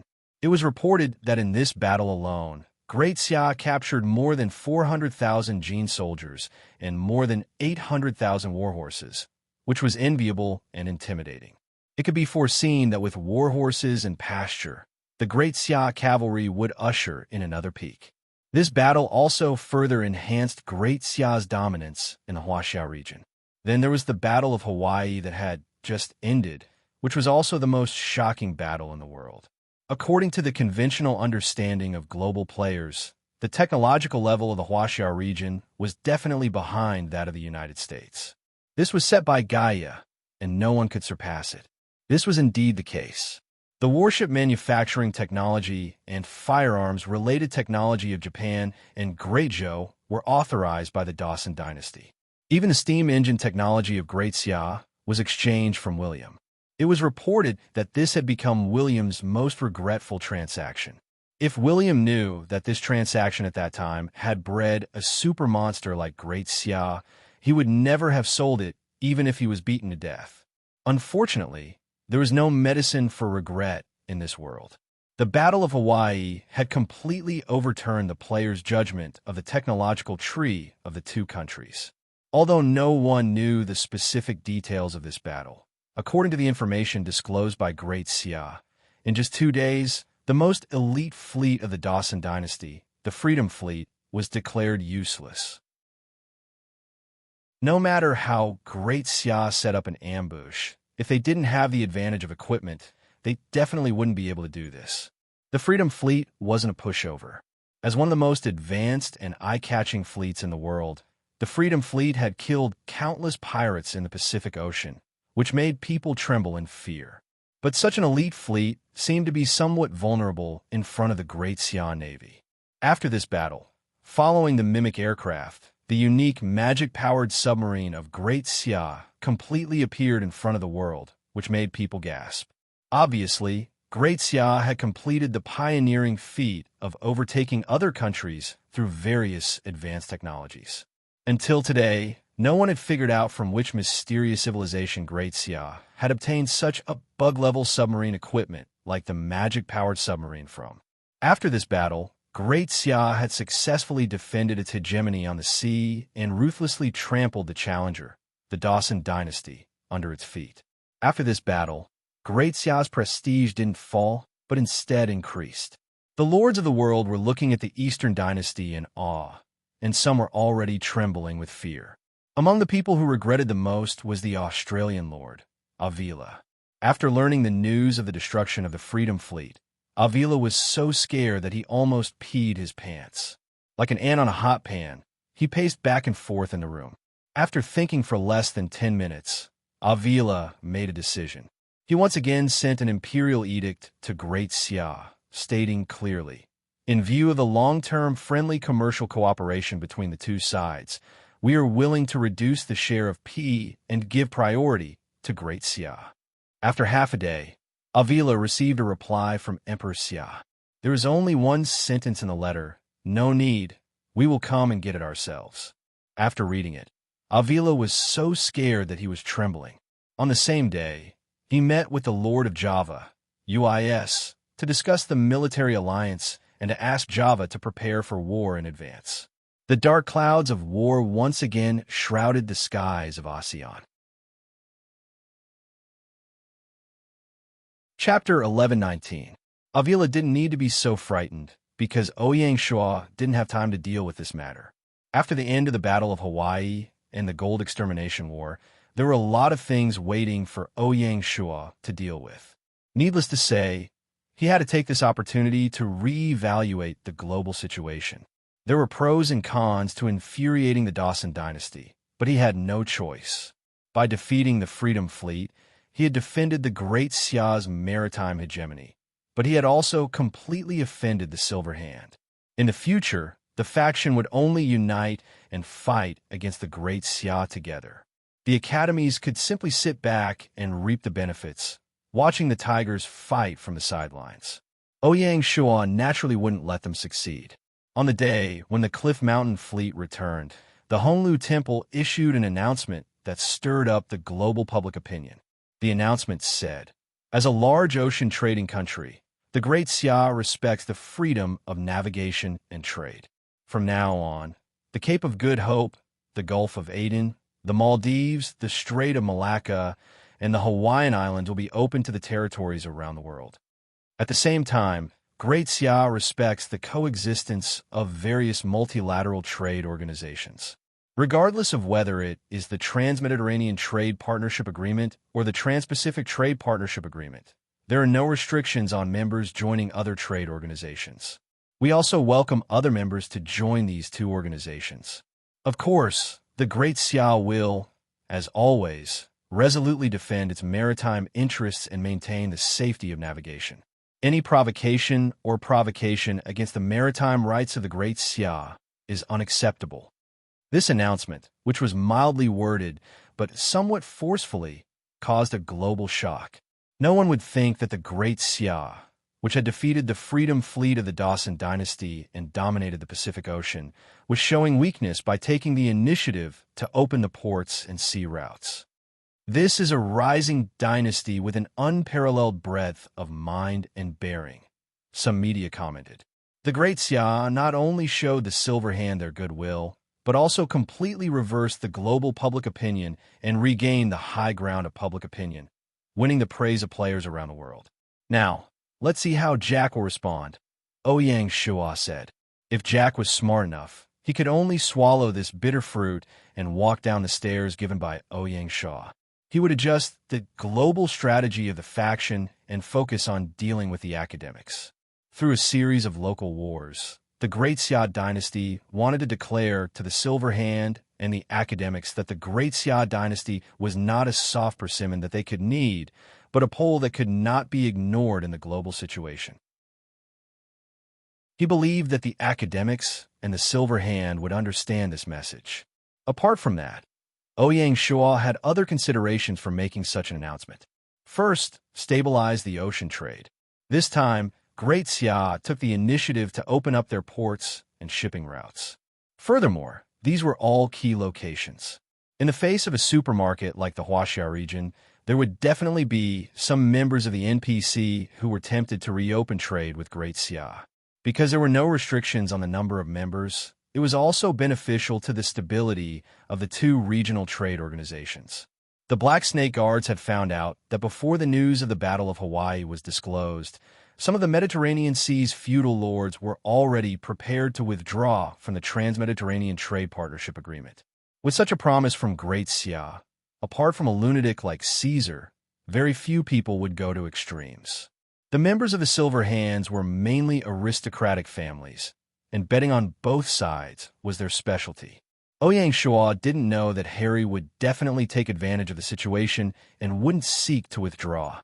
With these 2 points, the scale of Great Xia's ocean trade could basically be stabilized. Coupled with the upcoming South American emerging market, the overall impact would be minimal. As soon as the Battle of Hawaii ended, Great Xia sent a large-scale diplomatic mission personally led by Chamberlain of Dependencies Zhang Yi to the Indian Empire.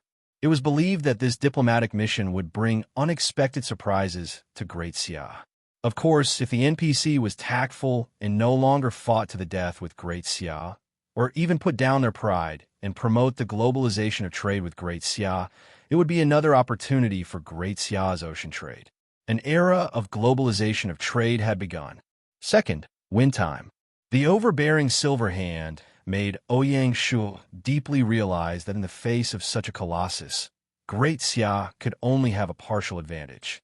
In terms of overall strength, there was still a huge difference between them. To put it bluntly, Great Xia didn't have the capital to face the Silver Hand head-on. Otherwise, after the Battle of Hawaii, the Great Xia Alliance fleet could pursue them all the way to the Dawson Dynasty and teach Jack an unforgettable lesson. However, in that case, there would be no room for reconciliation between the two sides. Ouyang Shua didn't feel aggrieved about this, and even felt a little proud. He had only established Great Xia for 5 years, while the Silver Hand was a super organization that had existed for hundreds of years. If it wasn't for the end of the world, interstellar migration, and the game Earth on Earth, Ouyang Shu wouldn't even have the qualifications to talk to them, let alone arm wrestling. You have to take it one step at a time. Ouyang Shua always told himself this. Although the current Great Xia couldn't compare to the Silver Hand, it also had its own advantages. In the past 5 years, Great Xia had continuously accumulated territorial characteristics and hidden buildings, which had reached an extremely exaggerated level. No territory in the world could compare with such a foundation. Coupled with the vast talent pool, knowledge pool, and technology pool that Huaxia had accumulated for 5,000 years, which made the other regions sigh. As long as Great Xia could digest them, it would be able to run all the way forward. Moreover, there are also various problems within Great Xia. Previously, Ouyang Shua had opened up the 3 strategies for governing the country for Great Xia. Whether it was making a statement, legislating, or supervising, they all needed time to implement and slowly transform and adjust the Great Xia dynasty. This required a relatively stable external environment. With all these factors mixed together, Ouyang Shua made the decision to compromise for the time being. When he had the upper hand, he wasn't aggressive, nor was he unforgiving. Instead, he generously chose to cooperate and show goodwill to all parties. This was because the growth of Great Xia still needed time. What Ouyang Shua didn't know was that this announcement of Great Xia not only stirred up global public opinion, but it also alarmed almost all the influential lords in the world. It also alarmed the higher-ups of the academics and the Silver Hand. The 2 major organizations coincidentally convened a secret meeting to discuss countermeasures. Perhaps, at this moment, the big shots of the Silver Hand, these old men who had lived for most of their lives, began to really take Ouyang Shua seriously and treat him as a person. It was unprecedented for a young man to receive such treatment. Chapter 1120. Sky City. The 5 silver fingers of the Silver Hand gathered again. Ouyang Shua is not a simple young man. At such a young age, he already has a global perspective. He not only knows how to forge ahead, but also knows how to conceal his strength. He is much better than us, said number 1. Perhaps it was because he was thinking of his grandson, Jack, but he was not in a good mood. Number 2 was even more bored. In this round of global turmoil, his grandson Di Chun did not even get a chance to appear. He was completely reduced to a supporting role. We have indeed underestimated this young man, said number 3, who was also William's grandfather. perhaps influenced by his grandson.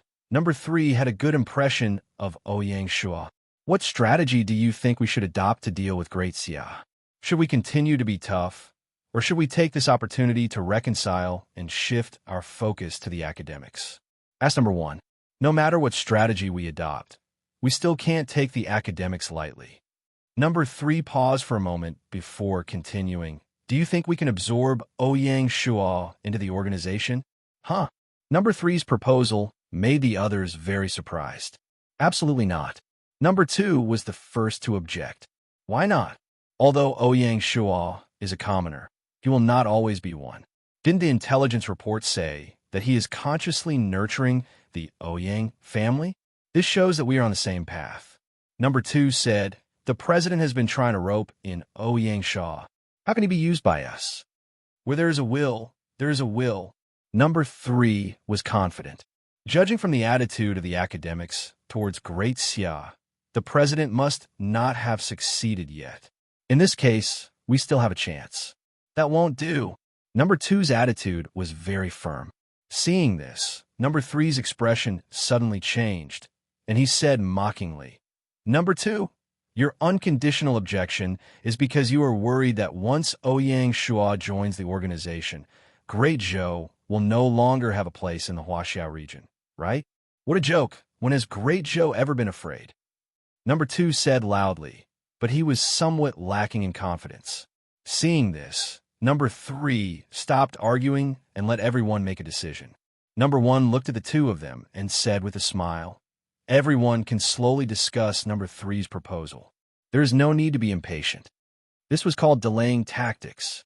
In a silver hand, Number 3 had always followed Number 1 closely.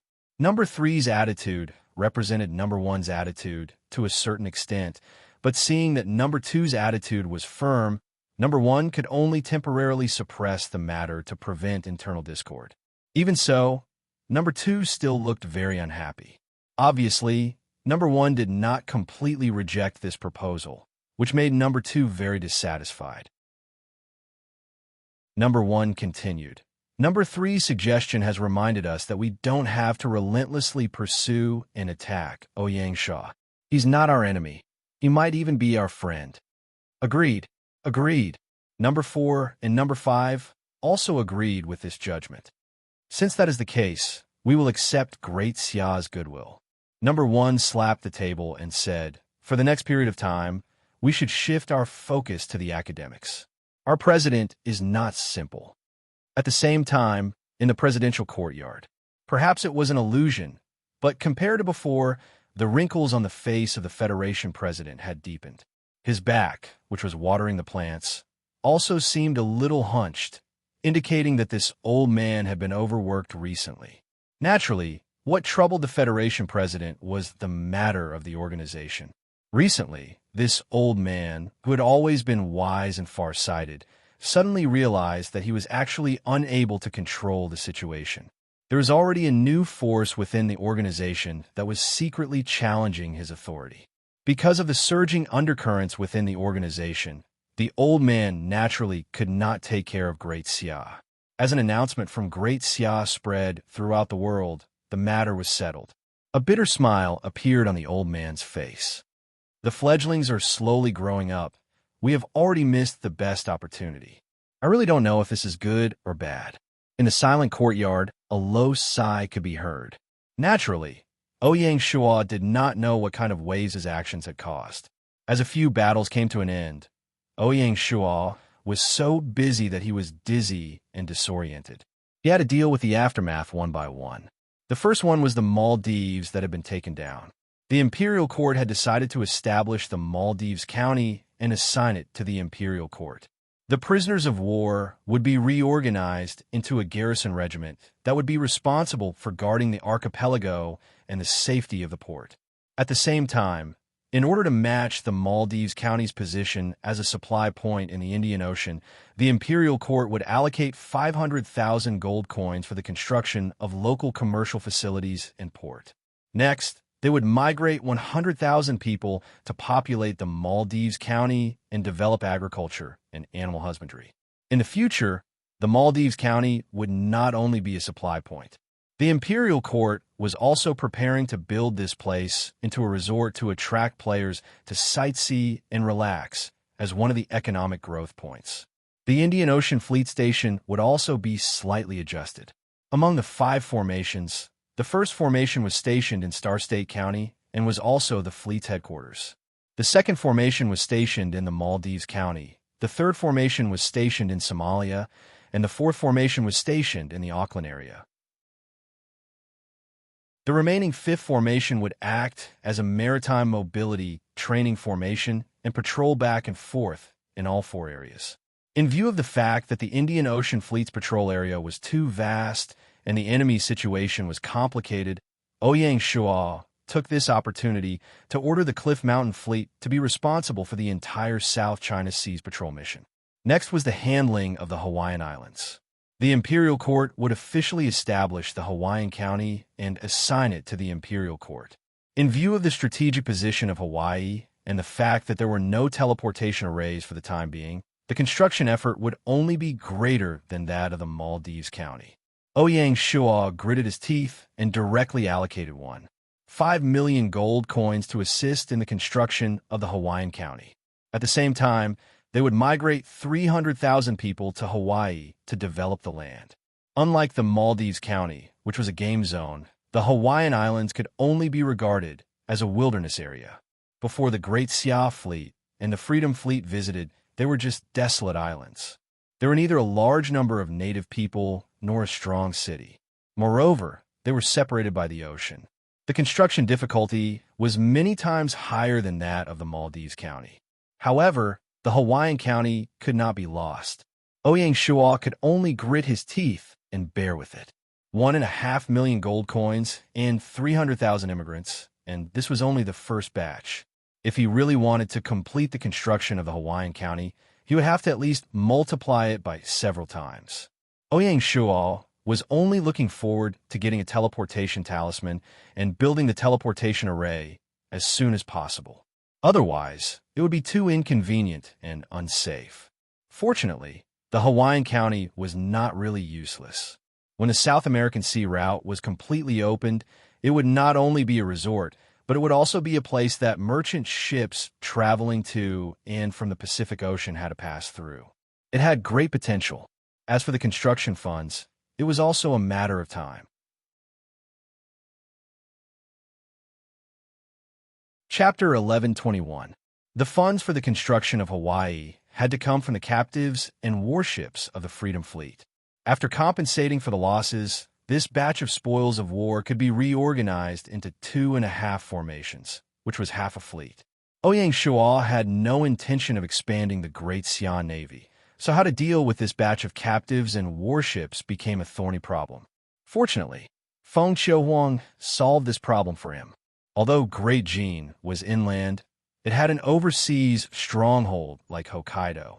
Due to the prosperity of the ocean trade and the irreversible trend of globalization, Feng Xiuhuang was naturally unwilling to fall behind. It was imperative for Great Jin to build a navy. However, Great Jin didn't have any high-level shipbuilders, so they couldn't build shipyards. Secondly, they didn't have any Navy generals and high-level crew members, so they couldn't train Navy. Feng Xiuhuang had also thought of outsourcing to Great Xia to build new warships, but Great Xia's shipyards were busy building Z-1 warships and couldn't spare any time. It would take too long if they had to wait for Great Xia's fleet to replace the warships. Furthermore, even if they had warships, it would be useless without the Navy generals and high-level crew members. Great Xia couldn't support a fleet even if they could provide a group of instructors. Feng Xiuhuang was very worried about this matter. The Battle of Hawaii brought light to the troubled Feng Xiuhuang. On the day when the captives of the Freedom Fleet were escorted to Yingzhou province, the sensitive Feng Xiuhuang rushed to Shanghai City to probe Ouyang Shua's plan to deal with this batch of spoils of war. Knowing that Ouyang Shua had no intention of expanding the navy, Feng Xiuhuang was overjoyed. "Ouyang, sell them to me." "Sell them to you?" Ouyang Shua couldn't react for a moment. "Yes." Feng Xiuhuang couldn't hide his excitement and said heroically, "I will sell these captives, warships, cannons, and crew to Great Jin." Name a price. Ouyang Shua came to a realization and smiled. That's not a bad idea. It was a win-win situation for both of them. However, Great Xia only sold warships and never fleets, so it wasn't easy to negotiate the price. Fortunately, Ouyang Shua wasn't a calculative person. After a rough calculation, he said, "Let's set it at 4 million gold coins."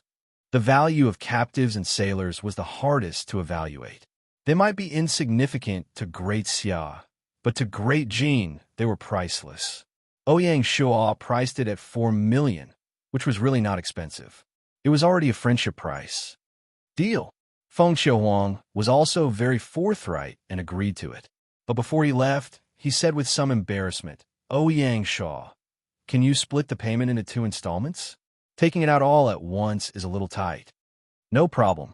Ouyang Shua was very understanding.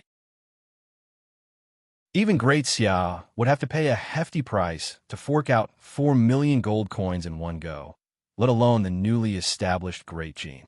Ouyang Shua had already thought highly of Feng Xiaohuang for being able to pay in full on 2 occasions. After the matter was settled, the next step was simple. Other than Nimitz, who was escorted back to Shanghai City, the remaining captives and warships were escorted directly to Hokkaido, where they would be reorganized. Overnight, the Great Jin dynasty had its own fleet. Using this opportunity, Ouyang Shua made some adjustments to the Pacific Fleet's base.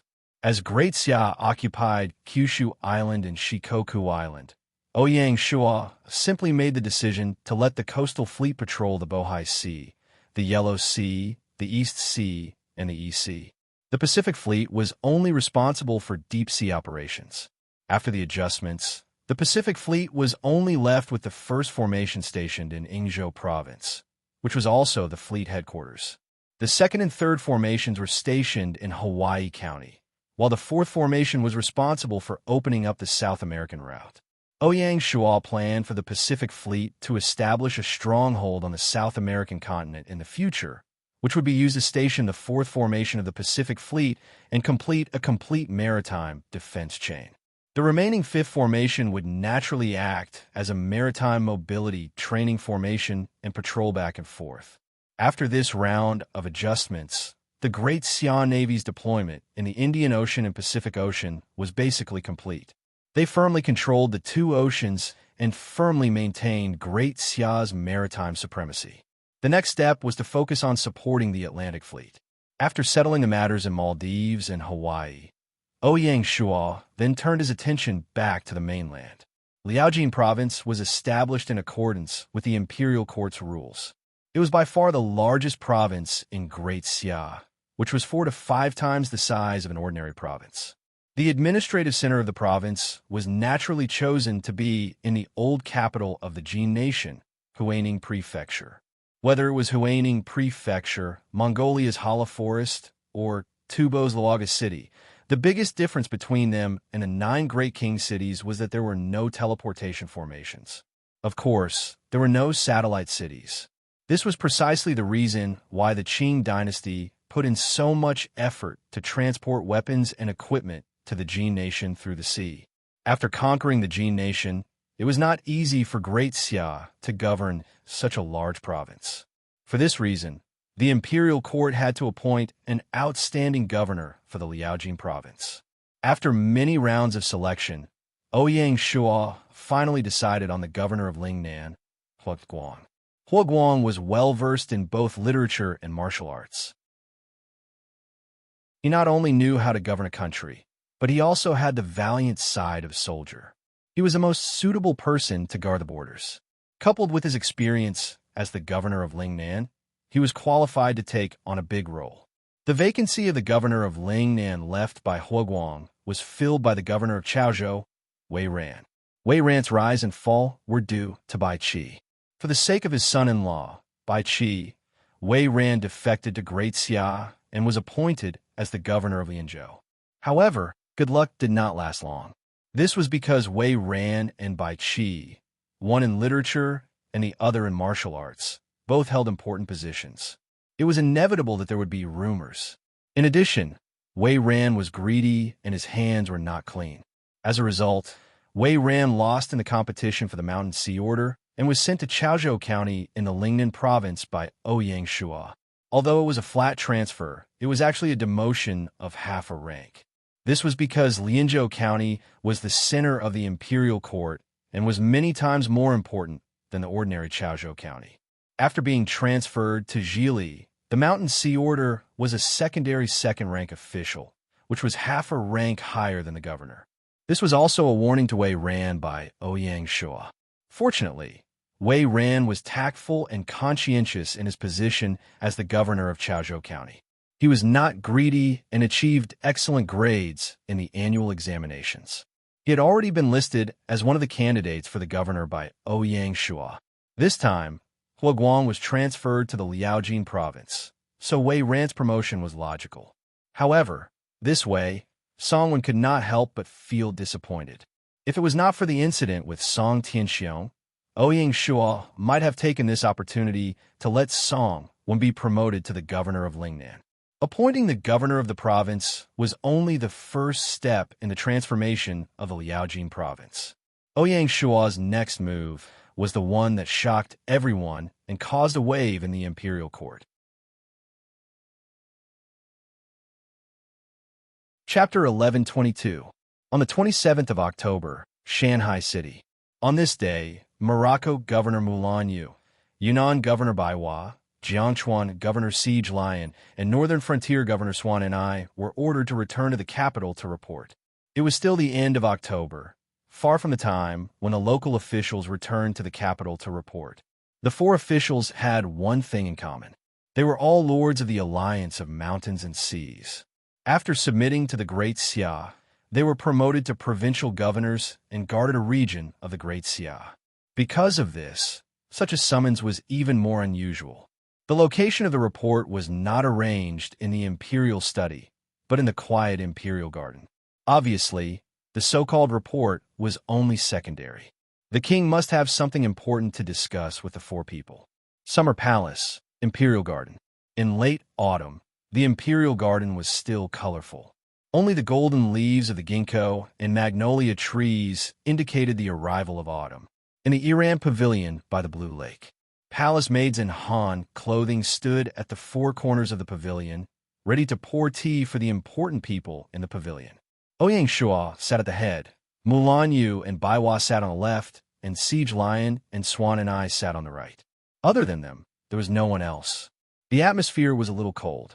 After the baptism of time, the tempering of officialdom, and the tumbling of the mortal world, the five people were no longer the high-spirited youths when the alliance of mountains and seas was first established. Every one of them had shed their immaturity and matured day by day. Even the youngest Mulan Yu was rumored to have a lot of prestige in Morocco province. Her methods were tough and soft, and when she stood beside Queen Kalia of Atlantis, her aura was not weak at all. There was more or less some doubt in the eyes of the four people. The summons this time came without any warning, which made people worried. Baiwa also stared at the man at the head, thinking about something. Before coming, the elder brother even said worriedly, "Is the king going to drink wine to release the troops?" As the saying went, when the cunning rabbit is dead, the hound is cooked. The Great Xia was carrying out a top-down reform with the intention of getting rid of the evils and promoting the benefits, further solidifying the foundation of the dynasty and accumulating energy for another rise. Was a feudal official like Bai Hua, who had great influence in the local area, also on the list of the king's reform targets? No one dared to guarantee. Transferring you out of Lingxi City previously was a sign. Big Brother's words were very convincing. Bai Hua, on the other hand, only smiled and did not comment. The others, more or less, are also worried about this, right? White Birch glanced at the Siege Lion and Bayan as if trying to figure out something. Compared to women, men were always more ambitious. Ouyang Shua didn't seem to notice this at all. He excitedly chatted with everyone about daily life. Everyone had their own stalls. It was already very rare for them to gather together and chat like this. Even if they did meet, it would be a grand gathering between the ruler and his subjects. It was lively, but it also made them seem distant. It was precisely because of this that Ouyang Shua intentionally arranged for the meeting to be in the Imperial Garden and not in the Imperial study that was too solemn.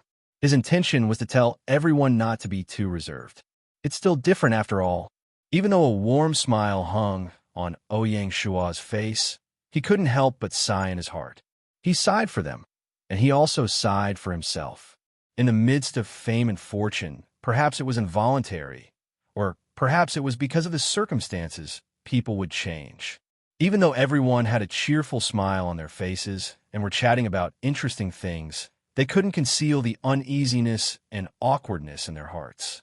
Towards Ouyang Shua, they couldn't easily open their hearts to him and had become very careful. It was very much like the attitude of a subject towards the emperor. Seeing that he couldn't continue talking, Ouyang Shua took a deep breath and finally revealed the mystery. He emotionally said, "You are the people I trust the most. You're the comrades who fought together with me and fought against the Yanhuang alliance." Ouyang Shua spoke very emotionally, as if recalling those extraordinary times. A long time ago, when you were at ease and merged your territories with the Great Xia, I made up my mind that I would definitely compensate you in the future. Your Majesty, we have already received enough. The one who spoke was the Siege Lion. At the beginning of the game, or perhaps a little later, when they joined the Yanhuang alliance, the Siege Lion never thought that they would become a provincial governor in the future and become one of the giants of the wilderness. Strictly speaking, the Great Xia had treated them well. However, Ouyang Shua shook his head. This is still not enough, far from enough. You are different from ordinary governors. They are only the subjects of the Great Xia, but you are the comrades who fought together with me. We have the same ideals and pursuits. There is no reason to say that I am the only one standing at the peak, and you are all silently sacrificing. This world should have a share in it. Ouyang Shua's words were shocking. Bai Hua and the others were bewildered. They really didn't think that Ouyang Shua would have such a breadth of mind. Such a scene was completely different from what they had imagined. Even Bai Hua, who was the most mentally prepared, was a little stunned and couldn't come back to his senses. However, Ouyang Shua didn't care and continued. In the future, the imperial court is preparing to establish 4 to 6 protectorates at the borders and overseas regions. They will be in charge of the territory's military and political affairs. Protectorates were not unfamiliar to everyone present. This was because the predecessor of the Great Xia was the protectorate of the southern border. If a provincial governor was a high-ranking official, then a protectorate was in existence on equal footing with the cabinet. It was basically no different from a vassal king and was one of the most powerful people in the dynasty. During the Han and Tang dynasties, the protectorates were all led by princes. There was no need to worry about the deputy protectorates. The 4 of you are the best candidates for protectorates.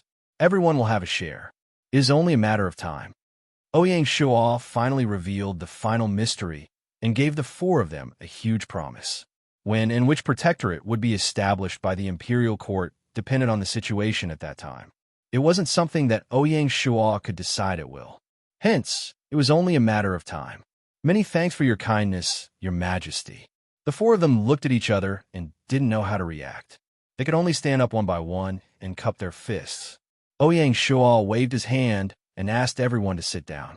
He said, "Right now, the imperial court is going to establish the first protectorate in the north. It will be the protectorate of the northern border. It will govern the Yingzhou province, the northern border province, and the Liaojin province." Bai Hua and the others realized that the imperial court was going to make a move. The combined area of the 3 provinces was comparable to the entire Great Zhou dynasty. If they could become the protectorate of the northern border, they would undoubtedly become one of the most powerful people in the dynasty apart from Ouyang Shua. This temptation was indeed greater than the heavens. The northern border governor Lao Ai's breathing became a little rapid, but he himself didn't know anything. Of the 4 of them, if they wanted to become the protectorate of the northern border, there was no one more suitable than Lao Ai. He had been overseeing the northern border for a long time and was the most familiar with the north. Chapter 1123. The imperial court had established the northern frontier protectorate not only because Ouyang Shuan needed to promote Bai Hua and the other three, but also because of the strategic needs of the dynasty. It was not purely for the sake of promotion or for the sake of establishment. For example, the northern frontier was far from the center of the dynasty. Although there were transportation formations, it was still inconvenient. Thus, it was necessary to establish a regional organization to coordinate the military and political affairs of the various provinces. Thus, the protectorate came into being. Seeing Lao Ai's eagerness, Ouyang Shua had to pour cold water on him. Establishing a protectorate is a good thing, but there's one thing I must say up front. I hope you can understand. Please speak. The ministers of the court have already mentioned to me that the feudal officials cannot serve in one place for a long time, so there's a 3-year term limit. They cannot serve in the place where they are based. In other words, they have to serve in a different place. At this point, Lao Ai's expression became somewhat awkward. Even so, Ouyang Shua still had to make things clear to avoid further misunderstandings.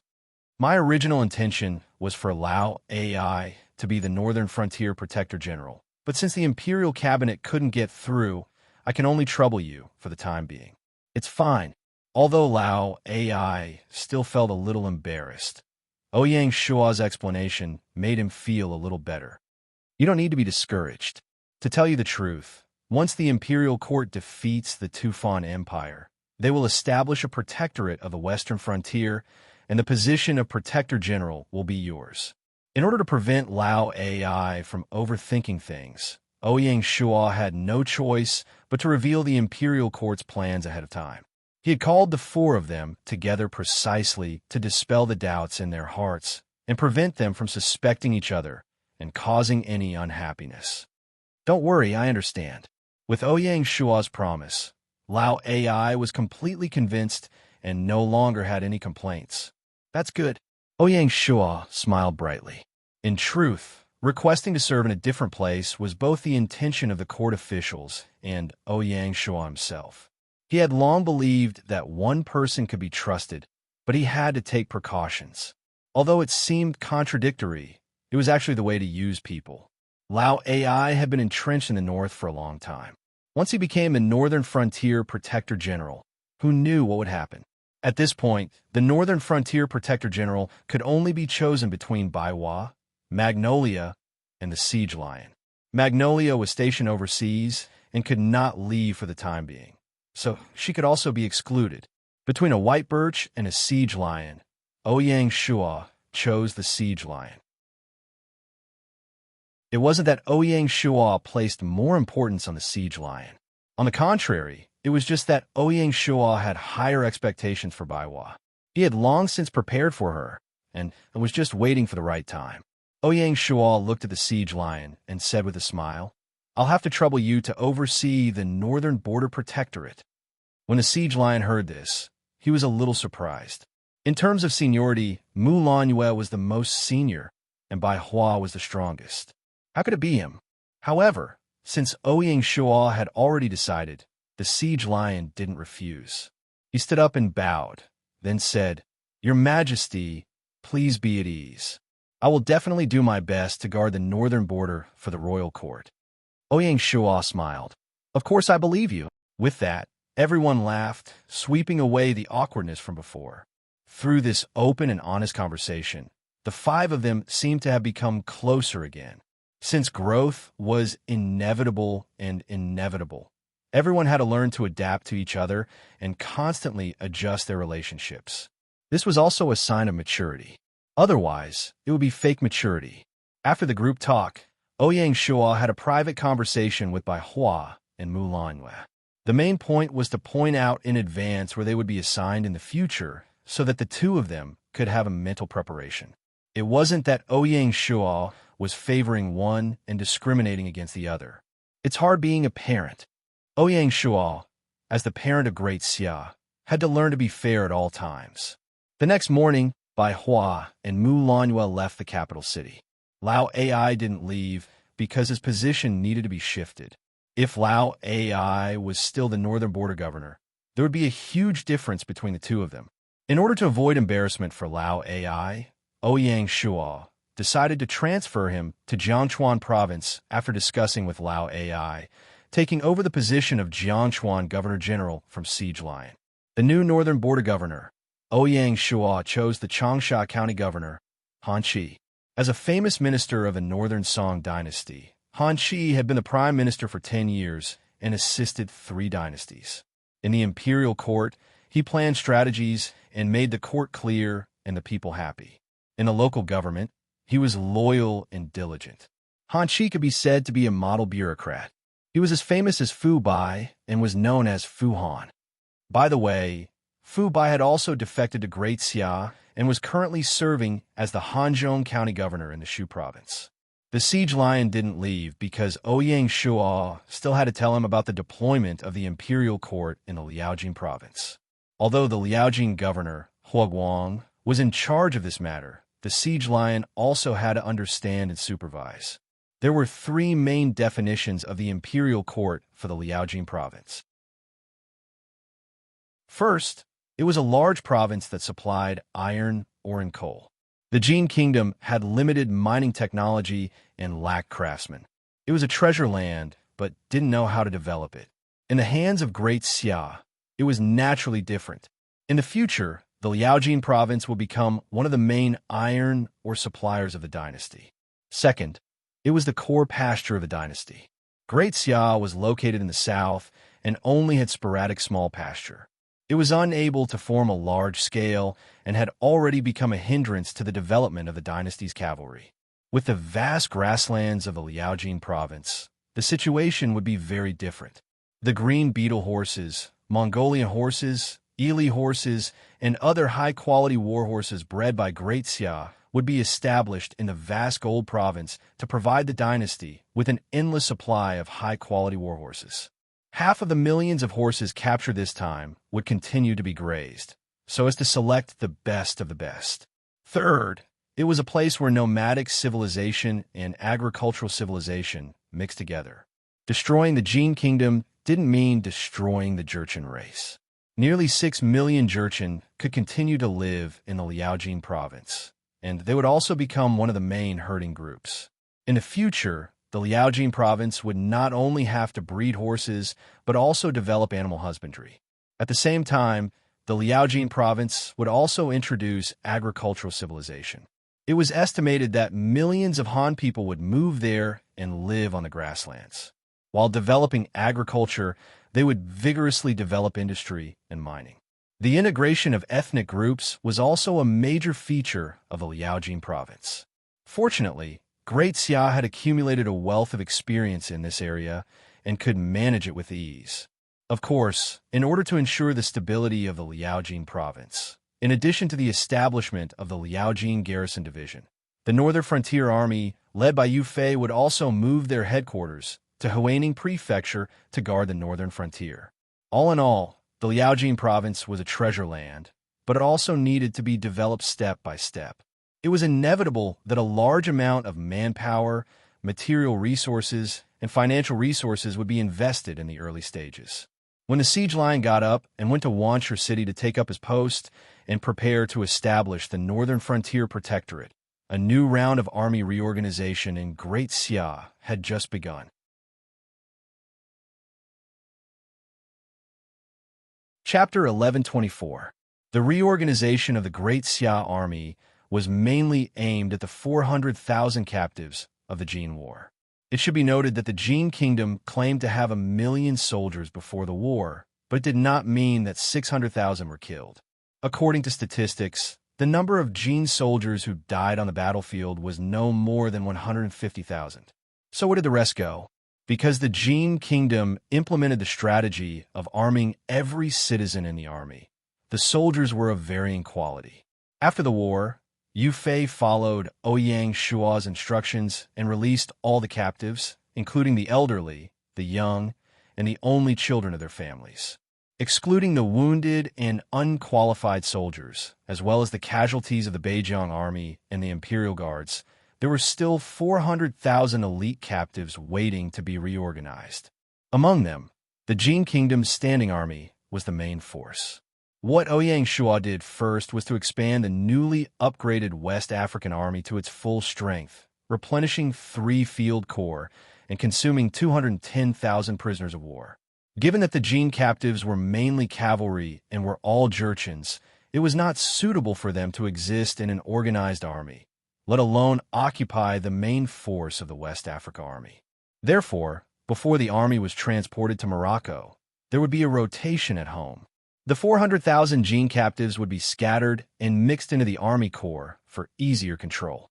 As the West Africa army reached its full strength, a group of young generals were promoted, including Shi Bao and Ma Xiu from the Imperial Guards, Xiao Bu from the Dragon Stallion Army, Dai Qin from the Stallion Tiger Army, and Pei Xingyan from the Flying Bear Army.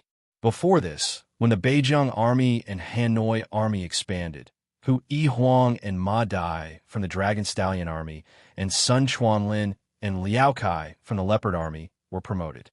Shi Bao, Xiao Bu, Dai Qin, Sun Quanlin, Liao Kai, and Guoliang and Jiang Kai from the Ingzhou Army were the first batch of native NPCs to follow Ouyang Shua. With the support of the territory, they had long been promoted to king-level generals. The best among them, Lin Yi, was even promoted to an emperor-level general. They had also been tempered by years of military service and war, and were capable of leading an army. Moreover, these generals were loyal to Ouyang Shua and regarded him as their father. It was most suitable to promote them to corps commanders and enter the Border Defense Army. After the West African Army was fully formed, Ouyang Shua upgraded the Somali Army into the East African Army. The original Somali Army commander, Di Qing, was promoted to the East African Army commander and was conferred the rank of Rank 2 Conquering West General. The remaining 200,000 captives were all incorporated into the East African Army and integrated with the previous corps into 4 field corps. They were only 1 corps away from full strength. Shan Xiong Xen, who came from the Somali Army, was naturally promoted to Army Commander. The remaining 3 positions were taken over by Sun Tanjiao, who came from the Brave Tiger Army, Ma Tai and Black Cavalry, who came from the Leopard Army. At this point, the new round of army reorganization came to an end. As the West African Army reached full strength and the East African Army was close to full strength, Great Xia's layout in North Africa was considered to have taken a big step. When this round of army reorganization was completed, it would be the time when the smoke of gunpowder would rise in North Africa. It was already November. The true war would probably have to wait until the 6th year of Gaia. Ouyang Shua didn't take the opportunity to form the 2nd Guard Legion in this round of army reorganization because the 1st Guard Legion was still a distance away from being fully formed. It wasn't advisable to blindly expand. Exploring the establishment of a firearms unit was a long-term plan, and there was no need to rush it. During this period, there was a small interlude. After the news of Great Xia establishing the Northern Border Protectorate and appointing the former Jiangchuan governor, the Siege Lion, as the Northern Border Protectorate spread, the Chinese players were extremely envious and said that the Siege Lion had a good life. What's the saying again? Although hard work is important, following a good boss is more important. The original members of the Alliance of Mountains and Seas followed a good boss, which allowed them to soar to where they were today. With the status of the Siege Lion purely in terms of overlord players, he was only below Ouyang Shua, Di Chun, and Feng Xiuwang. Even Xiongba and the other former giants fell behind him. With such prestige, how could people not be envious? In a nameless courtyard in Xuanzhou, in such an atmosphere of public opinion, there was a person who seemed very lonely. He was dragon-seeking acupuncture. Originally, he could have struggled for 10 years less and become the most dazzling existence in the Chinese region, like the Siege Lion. However, he fell behind midway and had disloyal thoughts, which resulted in his current plight. The two of them, who were originally on the same starting line and were as close as brothers, were now worlds apart. The brother who once followed behind him had become an existence that he had to look up to. Fate makes fools of people. In the small courtyard, a sad sigh could be heard. November 1st. In response to the goodwill of Great Xia, P finally responded. Pi's response was soft but firm. First, they praised Great Xia for taking the initiative to open the port and sea route, and also said that they would not force Pi's members to cut off trade with Great Xia. Then, Pi changed the topic and said bluntly, "As a global trade organization, we have the confidence and ability to establish new global trade rules to promote the globalization of trade." Obviously, Pi was far from lowering its status and was even more unwilling to join hands with Great Xia. Then, it said, Pi resolutely pursues freedom of navigation and will never allow a country or a territory to monopolize marine resources, form a monopoly, and destroy the freedom of trade. This sentence was full of gunpowder, and it once again challenged Great Xia's hegemony on the sea. Whether it was Jack or the Silver Hands, they would never give up the pursuit of hegemony on the sea just because of a setback in a war and hand over the initiative to Great Xia. That's impossible. Although there was a proposal within the Silver Hands to accept Great Xia as a member, it did not mean that they could tolerate Great Xia dominating the sea for a long time. They were clear about who was the leader and who was the subordinate. Then, Pi issued a new announcement to adjust the rules of the organization. Compared to before, the new rules not only made more detailed provisions on the trade rules between the member countries, but also the embryonic form of a military alliance. Of course, at present, it was only aimed at the navies of the member countries. According to the announcement, in order to maintain the safety of shipping at sea, the navies of the member countries would strengthen cooperation, explore the establishment of a communication mechanism, and jointly combat pirates and maintain peace at sea. Anyone could see that Pi's fight against pirates was fake, and its real purpose was to fight against the navy of Great Xia. Among the members of Pi, the four major dynasties, the Dawson dynasty, the Ganger dynasty, the Gaul dynasty, and the Romanov dynasty, as well as territories such as Spain, Portugal, and the Netherlands, were all traditional maritime powers. With such a strong alliance, it was likely that the Great Xia dynasty would have a headache. Not only that, Pi also publicly announced that it would strengthen naval-military exchanges between the members and promote the overall level of the navies among the members. This also meant that they would send instructors to train the navies of non-traditional maritime powers.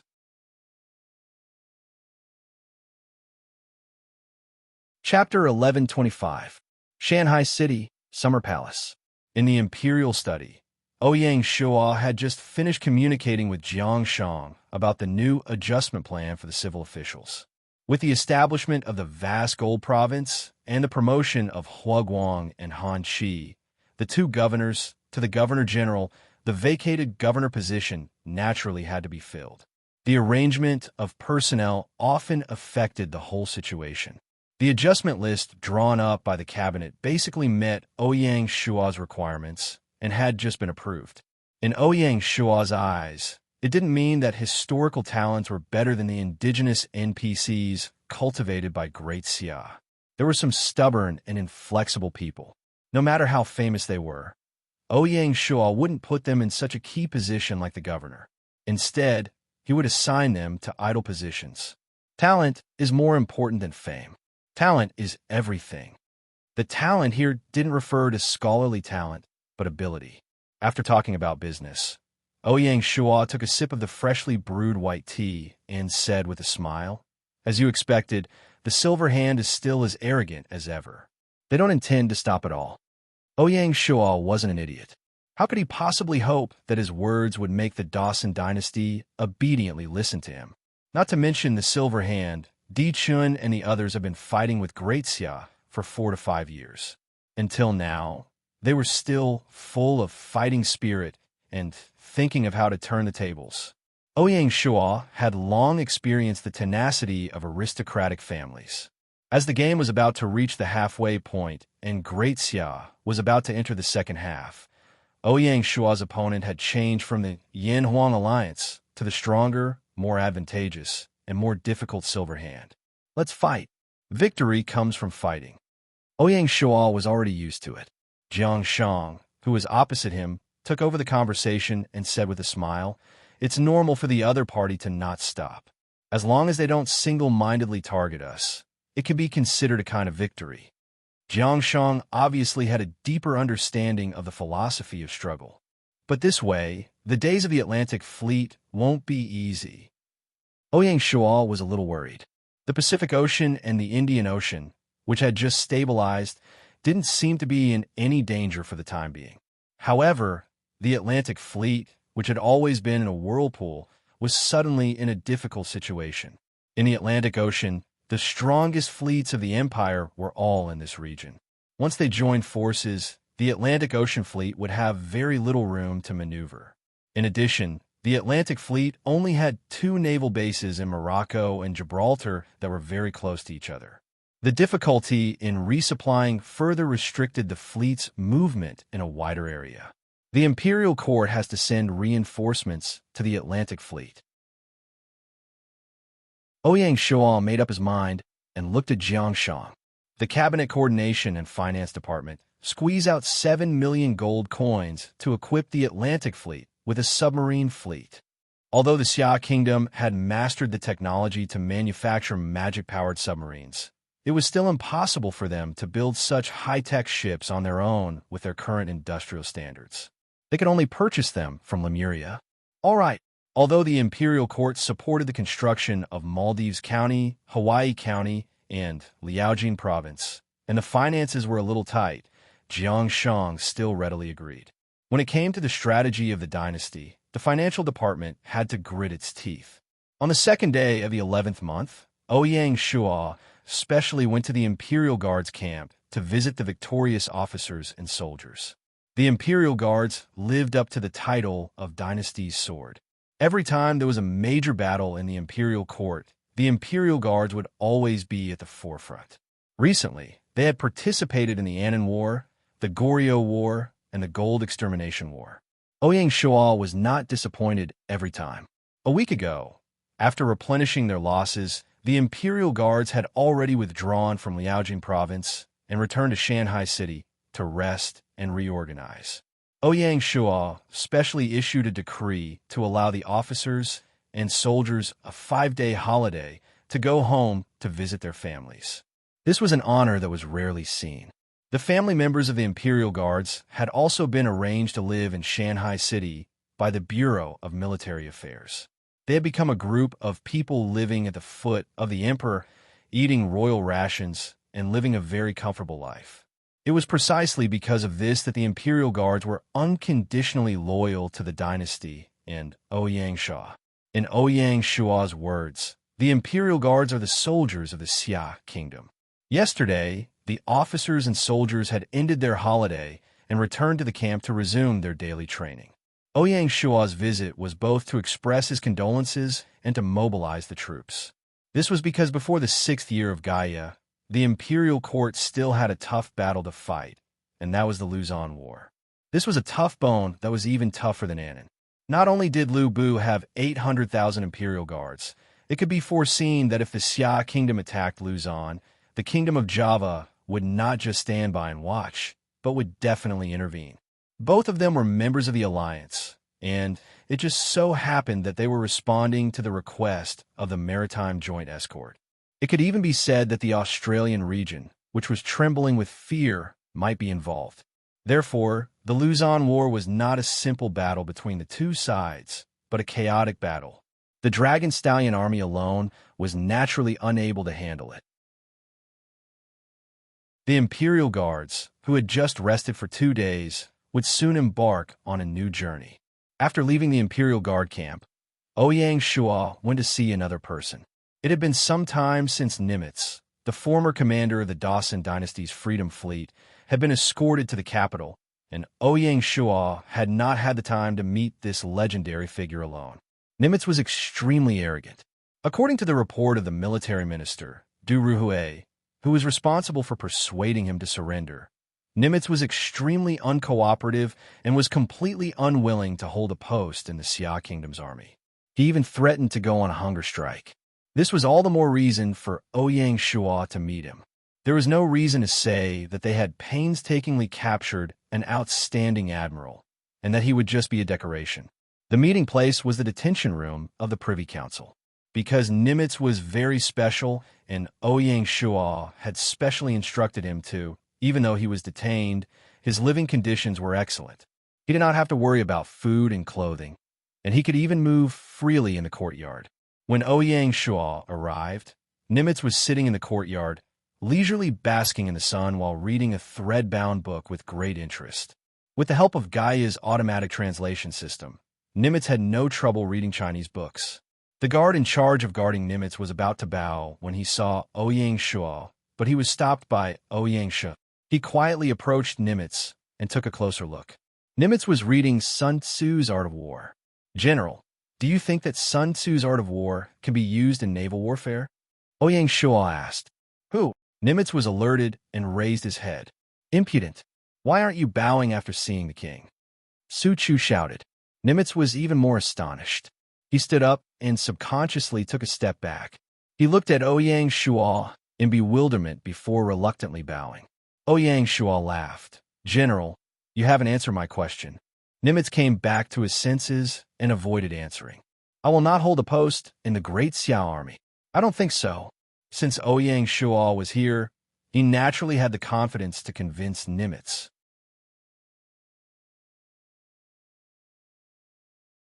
Chapter 11:26. You don't have to waste your efforts. Nimitz's attitude was very firm. Ouyang Shua laughed. "Don't you want to see the culprit who defeated the Freedom Fleet?" Nimitz was taken aback. He was fooled as expected. "Are you talking about submarines?"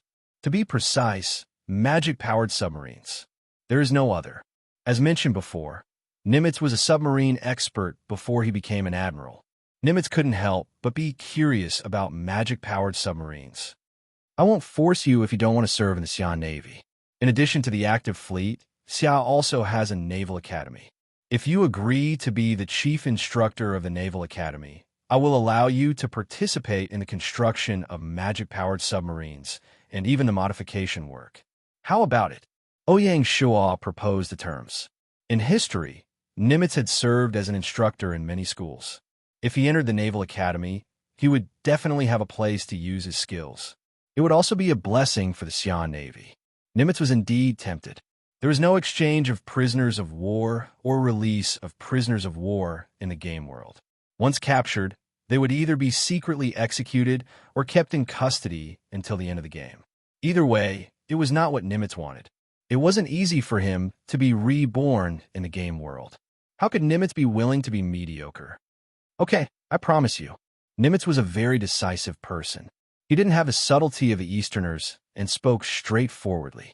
Ouyang Shua smiled and was in a good mood.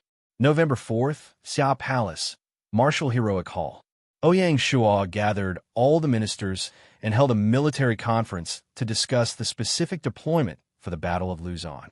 The minister on duty of the Grand Council and commander of the Dragon Stallion Army, Bai Qi, Military Minister Du Ruhui, Commander-in-Chief of the Navy Zheng He, Commander of the Imperial Guard Hua Tsubing, Commander of the City Guard Shi Wan Sui, Commander of the Hanoi Army Shui Ring A, Commander of the Imperial Fleet Zhou Yu, Commander of the Cliff Mountain Fleet Dayo, and Commander of the Indian Ocean Fleet Smoke Fiend Celestial. Grand Secretary Jia Su of the Cabinet of Advisors was present at the military conference. The Battle of Luzon involves Luzon, Java, and the Australian region. They are entangled with each other and are very powerful. Do you have any good suggestions on how to take down Luzon? Ouyang Shua asked. The biggest headache was still Java. This region wasn't that important in real life, but in the game world, with the shocking number of 20 million players, it was doing very well. It was already the overlord of Asia, and it was feared by others.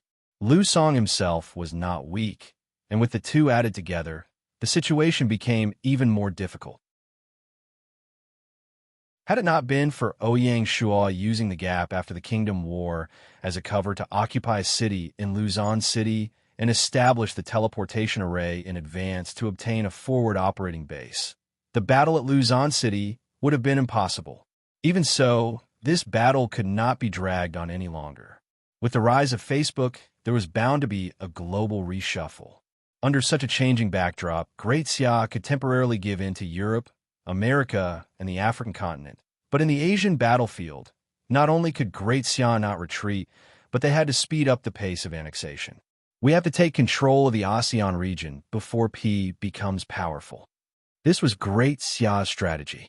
It was precisely because this battle would not be easy to fight, but it had to be fought that Ouyang Shua had gathered his strongest forces to deal with it. He estimated that the forces participating would include the Imperial Guard, the City Guard, the Dragon Stallion Army, the Hanoi Army, and the 3 fleets. It could already be considered a small-scale war that could topple a nation. The first to express his opinion was Jia Su, who had been chosen as the strategist for this battle. Regardless of whether it is Luzon or Java, both have one thing in common, and that is that they are made up of many islands. This is both their advantage and one of the breakthroughs of our army. The Battle of Annin and the Battle of Japan have proven that attacking from multiple points is a very effective tactic against such island countries, and we can continue to use it. All the generals were deeply in agreement. This was a general strategy. Next is how to defend against Java's reinforcements. Jia Su continued. According to the rules of the war, the reinforcements from Java can only come from their territory. They can teleport or travel by sea. At this point, Navy Commander-in-Chief Zheng He interrupted. The Cliff Mountain Fleet can implement a naval blockade in the Sulawesi Sea between Luzon and Java, cutting off the possibility of reinforcements from the sea. Both the Luzon and Java fleets had suffered heavy losses from the Great Xia Fleet and had yet to recover. Even if they joined forces, they would not be a match for the Great Xia Fleet. This was why Zheng He was full of confidence. Jia Su nodded and said with a smile, "Then the only way left is to teleport." Luzon's territorial city, Iluo City, was built in the Visayan Islands in the middle of Luzon. If the Java Territorial Army participated in the war from the beginning, it meant that there would be 2 main battlefields in Luzon. One was Luzon Island, where the royal city of City M was located, and the other was the Visayan Islands, where Iluo City was located. In order to reduce variables, it is best to attack Iluo City first and cut off the possibility of Java's subsequent reinforcements. Then we can capture the royal city of City M in one fell swoop, Jia Su suggested. Attacking Iluo City was no easier than attacking City M. City M was guarded by 800,000 Imperial Guards, while Iluo City was guarded by 400,000 territorial troops. Java was even more terrifying, with millions of territorial troops. Whether Iluo City would be easy to attack depended on how determined Wuis, the Lord of Java, could be. The only good news was that in the previous Battle of Lavik, the Dragon Stallion Army, led by Bai Chi, had wiped out more than 100,000 troops of the Luzon Territorial Army in one fell swoop, weakening the foundation of Iluo City to a certain extent. Bai Chi, who had been silent all this time, suddenly said, "Fighting on 2 fronts, there are too many variables." Hearing this, Jia Su didn't have a good plan for the time being. Ouyang Shua frowned and said, "Since Java is the biggest variable in this war, we have to think of a way to suppress this variable to the minimum. Our vision should also not be limited to the battlefield of Luzon. A war that could topple a country could not tolerate too many variables. Especially in the case of aggressive P, Great Xia had to capture Luzon at the lowest cost. If both sides were to suffer in the end, even if Luzon was captured, Jack and the others would only be able to reap the benefits. In terms of specific tactical arrangements, Jia Su and the others were naturally better at it, but Ouyang Shua's strategic vision was something that none of them could compare to. Seeing that the military discussion had fallen into a deadlock, Ouyang Shua spoke up. Everyone present was an extremely intelligent person, so they understood immediately. Jia Su was the first to react. He said, "Does His Majesty mean to put Luzon and Java under the same framework and combine them into one? Not only Java, but also the Australian region. This region that we have forced into a dead end also has 100,000 territorial troops. Who can guarantee that they won't stake everything on one throw?" Ouyang Shua reminded.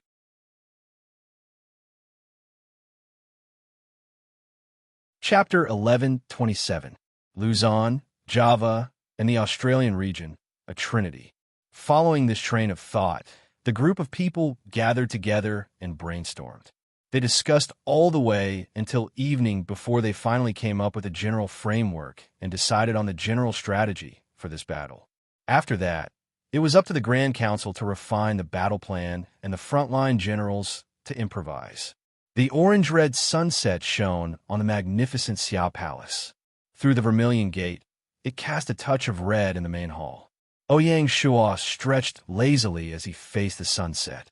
Before the meeting was adjourned, he announced a series of appointments. The troops attacking Luzon would be known as the Expeditionary Army.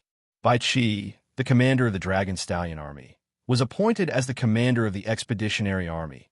Jia Su as the strategist, Hua Tsubing, the commander of the Imperial Guards, as the vanguard, Shui Ringe, the commander of the Hanoi Army, and Zhou Yu, the commander of the Royal Fleet, as the left and right deputy generals. The specific troops included the Dragon Stallion Army, the Imperial Guards, the 1st, 2nd, and 3rd Corps of the Hanoi Army, the Royal Fleet, the 1st, 2nd, and 3rd Corps of the Cliff Mountain Fleet, and the 4th Corps of the Indian Ocean Fleet. The 1st and 5th Corps of the City Guards, as well as the 1st and 5th Corps of the Indian Ocean Fleet, were all reserve troops. They would decide whether to enter the main battlefield based on the progress of the battle. Since they were reserve troops, they naturally had to be prepared for war.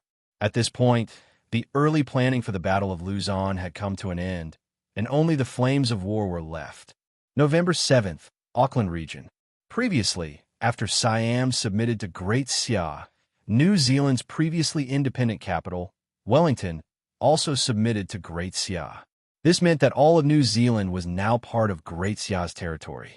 Even so, New Zealand was still labeled as Auckland in the territorial division of Great Xia. The former Lord of Auckland, Johnson, was still the governor and deeply trusted by Ouyang Shuo. Auckland City.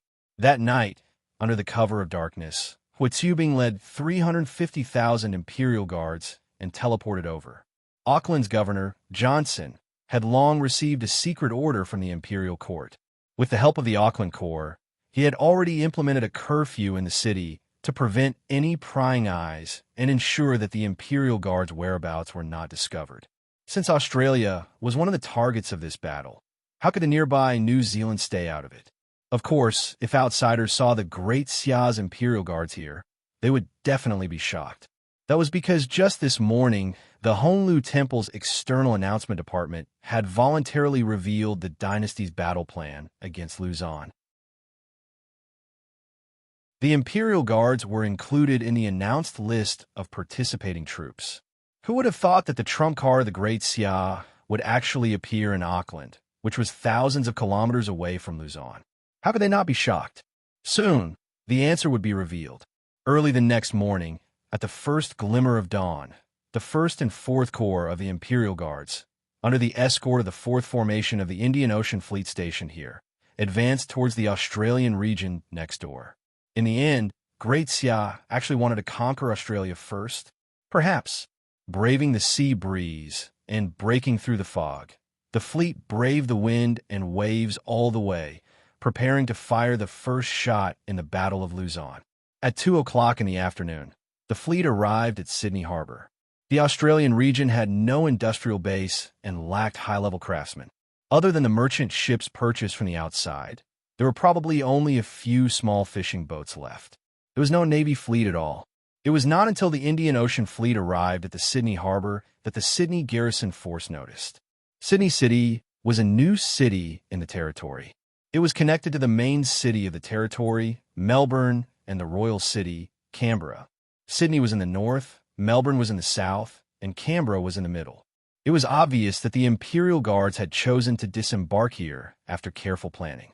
During this period of time, because he was worried about the revenge from Great Xia, the Lord of Melbourne, Avila, had gathered his 100,000 territorial troops in the main city, Melbourne, and acted like a coward. The entire territory, apart from the main city, was basically undefended. It was not that Avila was careless, but that he could not defend against it. As mentioned earlier, the Australian region was sparsely populated, and it was a huge independent island with an extremely long coastline. How could a mere 100,000 troops defend such a huge territory? Rather than being nibbled away by the enemy, it was better to gather the territorial troops in one place and fight to the death. Of course, without the offensive and defensive alliance with Java, the Australian region would not be able to decide its own fate. Back then, when Jack pressured Avila and came up with a restriction order, which infuriated Great Xia, it was also because of this promise. If it was not for the fact that cross-continent territories could not form alliances, the Dawson dynasty would probably personally support Melbourne.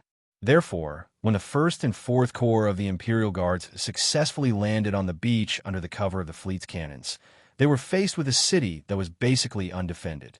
In less than an hour, the city of Sydney was declared to have fallen.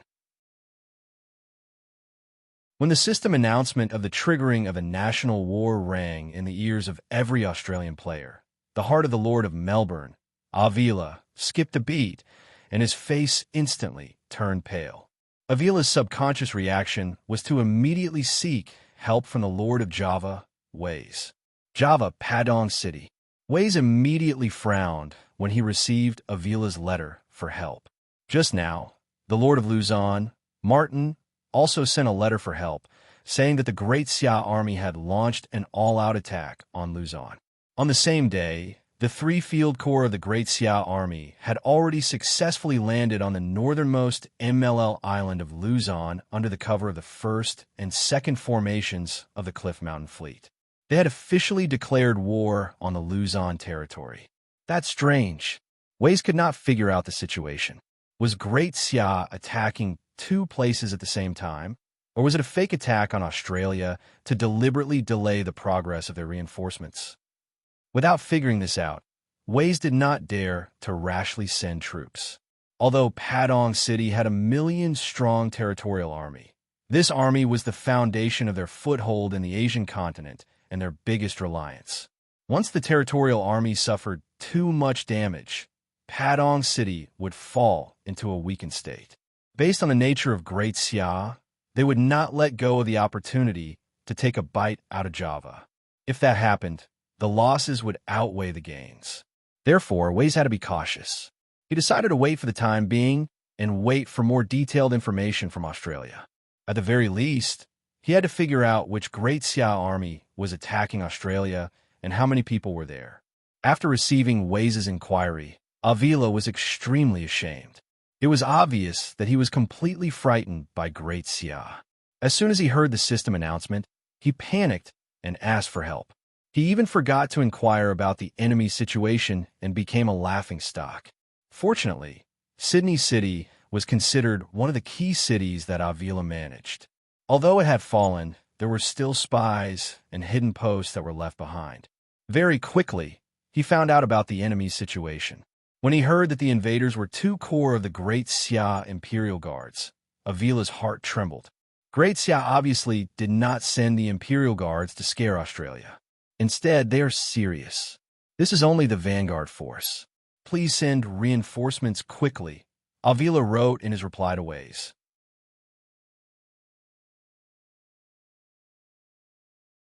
Chapter 1128. Avila's reply put UIS in a dilemma. It seems that Great Xia is really preparing to fight on 2 fronts. Wui's was having a headache. Protecting Luzon and Australia was not only because of their alliance, but also because of the strategic security of Java. Among the few remaining countries in Southeast Asia, Payu and Johor no longer dared to fight against Great Xia. After thinking about it, Java's only allies were Luzon and Australia. Once these 2 countries fell, Java would be alone and would be exhausted by Great Xia sooner or later. Let's support them first and act according to the situation. Wui's decided to send 100,000 soldiers to Melbourne City and Iloilo City respectively. As for whether or not more troops would be sent, it would depend on the subsequent developments of the war.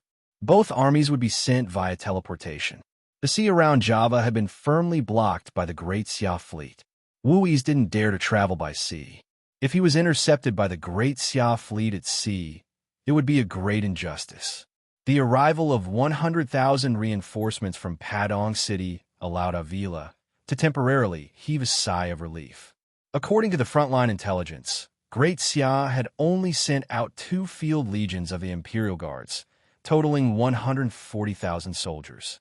On the side of the Australian region, there were 200,000 Imperial Guards, 100,000 territorial soldiers, and 100,000 reinforcements. If the professional combat players were included, the odds of success were quite high. However, when he thought about the fact that Great Xia had sent out the most elite Imperial Guards, Avila lost his confidence. Fortunately, as a feudal lord, Avila was quite decisive. He prepared to reorganize the army tomorrow morning and lead his troops to Canberra to join forces with the Imperial Guards to resist the invasion of the Great Xia army. On the other side, the Imperial Guards of Great Xia weren't idle either. After the Imperial Guards had successfully landed, the first formation of the Indian Ocean Fleet immediately returned and prepared to transport the remaining 3 field legions of the Imperial Guards, as well as the Auckland Corps, to Australia. As for the Australian region, Great Xia was determined to win this time. Although the iron or shortage of Great Xia had been solved with the establishment of Liaojing province, Ouyang Shua didn't mind taking over Australia and plundering more iron or resources. Teaching Australia a lesson was also a demonstration to the Silver Hands to let the lower-ranking members of the Silver Hands realize the consequences of rashly provoking Great Xia in order to cater to the organization strategy. Just as the fleet was returning, the 1st and 4th Imperial Guards, who had already taken down Sydney City, did not idle around. After a short rest, they split into 3 groups and moved quickly according to the deployment of the Commander-in-Chief. The first route was guarded by the 1st Corps of the Monolith Army, which was the 1st Corps of the Monolith Army. They had 2 responsibilities. One was to receive the follow-up troops, and the other was to cooperate with the Black Snake Guards to cleanse Sydney City. The purpose of the purge was to conceal the follow-up troops and prevent Avila from detecting them in advance. The second group was led by an elite cavalry division of the 4th Army Corps. With Sydney City as the center, they swept through the surrounding cities and towns. Their objective was the same as the first group. Finally, the third route, which was also the main force, advanced directly towards the capital, Canberra. November 9th, 9 o'clock, amped 100,000-strong army of Melbourne, together with the 100,000 reinforcement from Java, formed a vast army and set off from the autonomous city of Melbourne, advancing towards King City. In the face of the invasion of Great Xia, Melbourne declared war. When the players in King City received the news, even though they had mixed feelings about the reinforcement from Java and suffered a certain blow to their self-esteem, they were still full of praise for Lord Avila of Melbourne. That's manly enough. Everyone gave Avila a thumbs up. Seeing that there were 200,000 reinforcements, the Australian players became full of confidence and were in high spirits. They shouted the slogan, "Defeat Great Xia and protect our country." Some impatient players even took the initiative to leave the city and were prepared to cause trouble for the Great Xia army along the way. This was indeed a good sign. On the other side, almost at the same time that Melbourne's army left the city, the 2nd Corps of the Imperial Guard, the Tiger Leopard Cavalry, and the 3rd Corps of the Dragonblood Cavalry, as the 2nd Expeditionary Force, quietly landed 20 miles outside of Sydney. The 5th Imperial Guards and the Auckland Army were the 3rd Expeditionary Force and remained in Auckland. The 2 cavalry units didn't enter the city at all. After landing, they didn't rest and quietly disappeared into the vast wilderness. As the Monolith Army deliberately covered them, the citizens of Sydney were kept in the dark throughout the entire process. In the blink of an eye, another day had passed. On the 10th of November, even with the harassment of the Australian players along the way, the 3rd Army of the Imperial Guards successfully arrived 20 kilometers outside of Canberra City and began to set up camp. Although Canberra was located between Sydney and Melbourne, it was by no means the center. In comparison, Sydney City was closer to Canberra City. Furthermore, they had set off a day later. At this time, the Melbourne Army was still a day and a half away from the capital. No matter how much Avila urged the army to advance, it was of no use. The Great Xia Imperial Guards arrived outside the city, but they weren't in a hurry to attack. After all, there were 200,000 Imperial Guards stationed in Canberra and hundreds of thousands of combat professional players assisting them. If they attacked the city rashly, they would fail miserably. If the Melbourne army suddenly rushed to the battlefield while they were busy attacking the city, it would be even worse. The tense day passed in the blink of an eye. On the morning of the 11th, the Melbourne army was only half a day's journey away from Canberra. Lord Avila was heavily surrounded by the army. He had a lot on his mind, but he was also in high spirits. To be able to lead such an army, what more can I ask for? Up until now, Avila hadn't received any news of the second batch of reinforcements from Great Xia. This boosted his confidence. If they could really defeat the Great Xia army in one fell swoop, it would be an unprecedented feat. Just as Avila was fantasizing about victory, an unforeseen event occurred. First, the scouts in charge of the periphery alerted the troops, and then the periphery troops were in chaos. But before the main force could recover, the rumbling sound of hooves came from the horizon in the distance, shaking the earth. Enemy attack! Enemy attack! The marching army formation suddenly became chaotic. Avila's heart trembled, and he had a bad premonition. He rode on a tall warhorse and tried his best to look around, but he heard the rumbling sound of hooves coming from all directions. After a while, he saw black lines rapidly crossing the horizon like waves and killing toward the Melbourne army. The momentum of the cavalry's charge sent chills down one's spine. In the blink of an eye, the black lines turned into a black tide that was about to engulf the Melbourne army. In the midst of the black tide, the red battle flags were particularly eye-catching. The golden dragon flag fluttered in the wind, indicating their noble and invincible status. Avila's heart turned cold as he muttered to himself, "It's the Great Xia cavalry. Where do they come from?"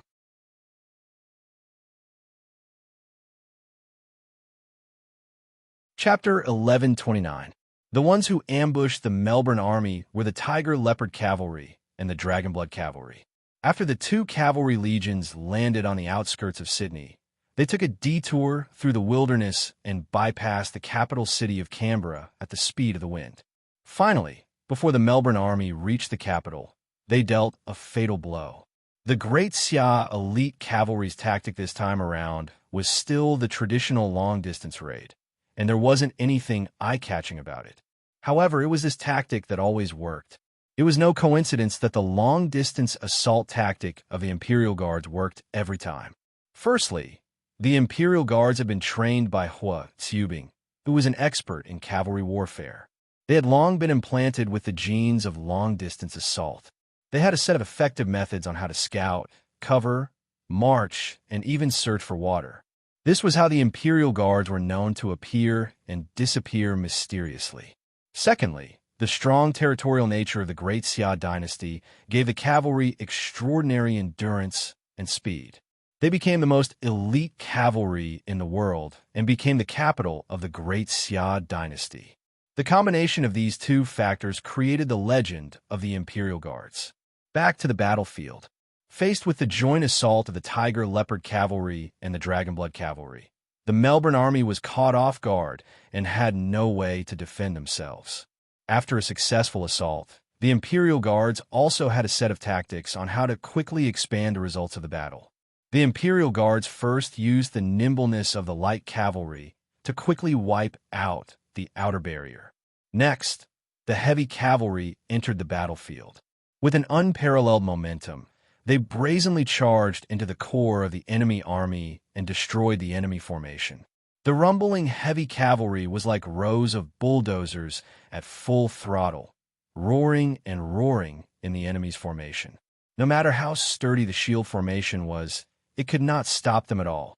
They crushed everything in their way. It was extremely terrifying. Following closely behind the heavy cavalry was an even larger group of light cavalry. They were like the Grim Reaper, quietly flanking the enemy from both sides. Like herding a flock of sheep, they chased the already disorganized enemy and constantly used the strong bows and crossbows in their hands to reap the lives of the enemy. The light and heavy cavalry worked well together to weave a net of death. The enemy did not even have the chance to fight the light cavalry head-on before they suffered heavy casualties, and their morale was greatly reduced. Faced with such an enemy, The Melbourne army was not only helpless, but also in despair. Just as their morale was low and they were about to flee, the Great Xia cavalry revealed their killer move. The light cavalry of Great Xia, which was originally gathered together, quickly split up into brigades and spread out in all directions. They took the initiative to charge into the enemy's formation and used the long spears and tang swords in their hands to reap the lives of their enemies. What was even more despairing was that even though they were separated, the cavalry brigades were still cooperating with each other. Whether it was besieging the enemy, attacking reinforcements, pursuing them, or fighting them head-on, they cooperated with each other and constantly divided the enemy into smaller pieces before devouring them one by one. In the face of such a lineup, those who were less courageous could only surrender. On the outskirts of the battlefield, Melbourne's Lord Avila fled towards Canberra under the protection of his bodyguards. Only by returning to the royal city would Avila have a chance at survival. After finally escaping from the battlefield, Avila was just about to heave a long sigh of relief. At this moment, the guard beside him exclaimed, "Sir, be careful." A sharp arrow suddenly pierced through the air. Before Avila could react, it shot into his back and pierced through his chest. Avila spat out a mouthful of blood. He could no longer hold on to the reins and fell off his horse. Before the guard could dismount to rescue him, Avila had already turned into a ray of white light and disappeared from the battlefield. Just like that, his gaming journey in the main plain unexpectedly ended.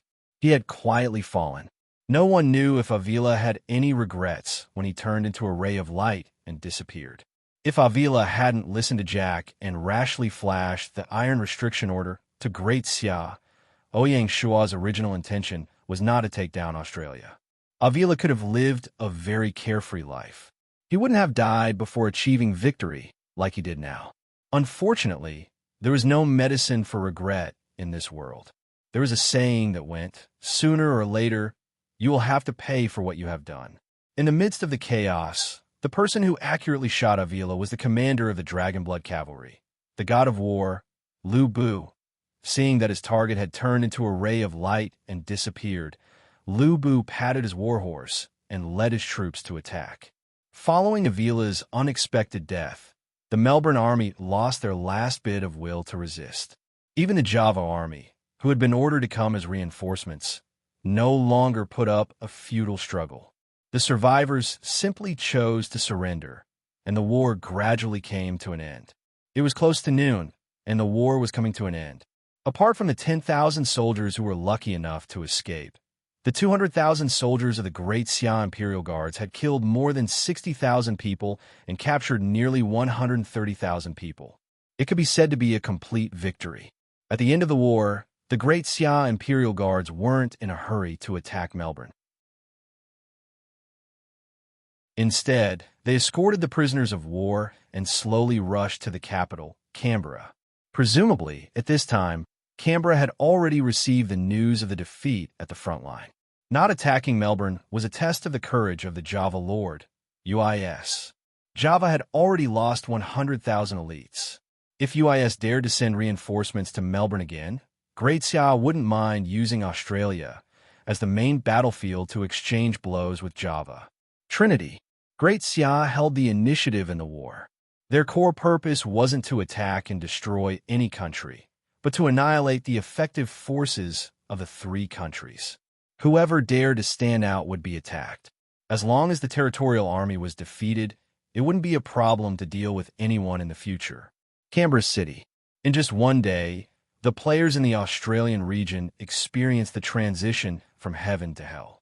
Just yesterday, the prospects of a national war were still bright.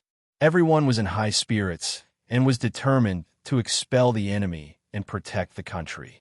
This was by no means a fantasy, but a strong army to rely on. However, today, the news that the Melbourne army had been ambushed and was almost completely routed came, causing the originally lively and noisy Canberra City to become silent. It was as quiet as death. The subsequent information made the players in the Australian region feel even more desperate. Not only were the 200,000 reinforcements that were expected to be destroyed, But the army that Great Xia attacked Australia actually had two additional field legions. One increase and one decrease was the difference between heaven and hell. Ask yourself honestly, with just 200,000 Imperial Guards, would they be able to stop the Great Xia Imperial Guards? No one had that ability. Despair, like weeds, spread wantonly in the wilderness. Perhaps, for the Australian region, the only hope was that Java could send a second batch of reinforcements. However, with the defeat of the Melbourne army, Java on the other side of the river also fell into an embarrassing silence. Once people fell into despair, they would often do crazy things. The players in the Australian region went crazy. In the face of a war that they had no chance of winning, they were ready to give it their all.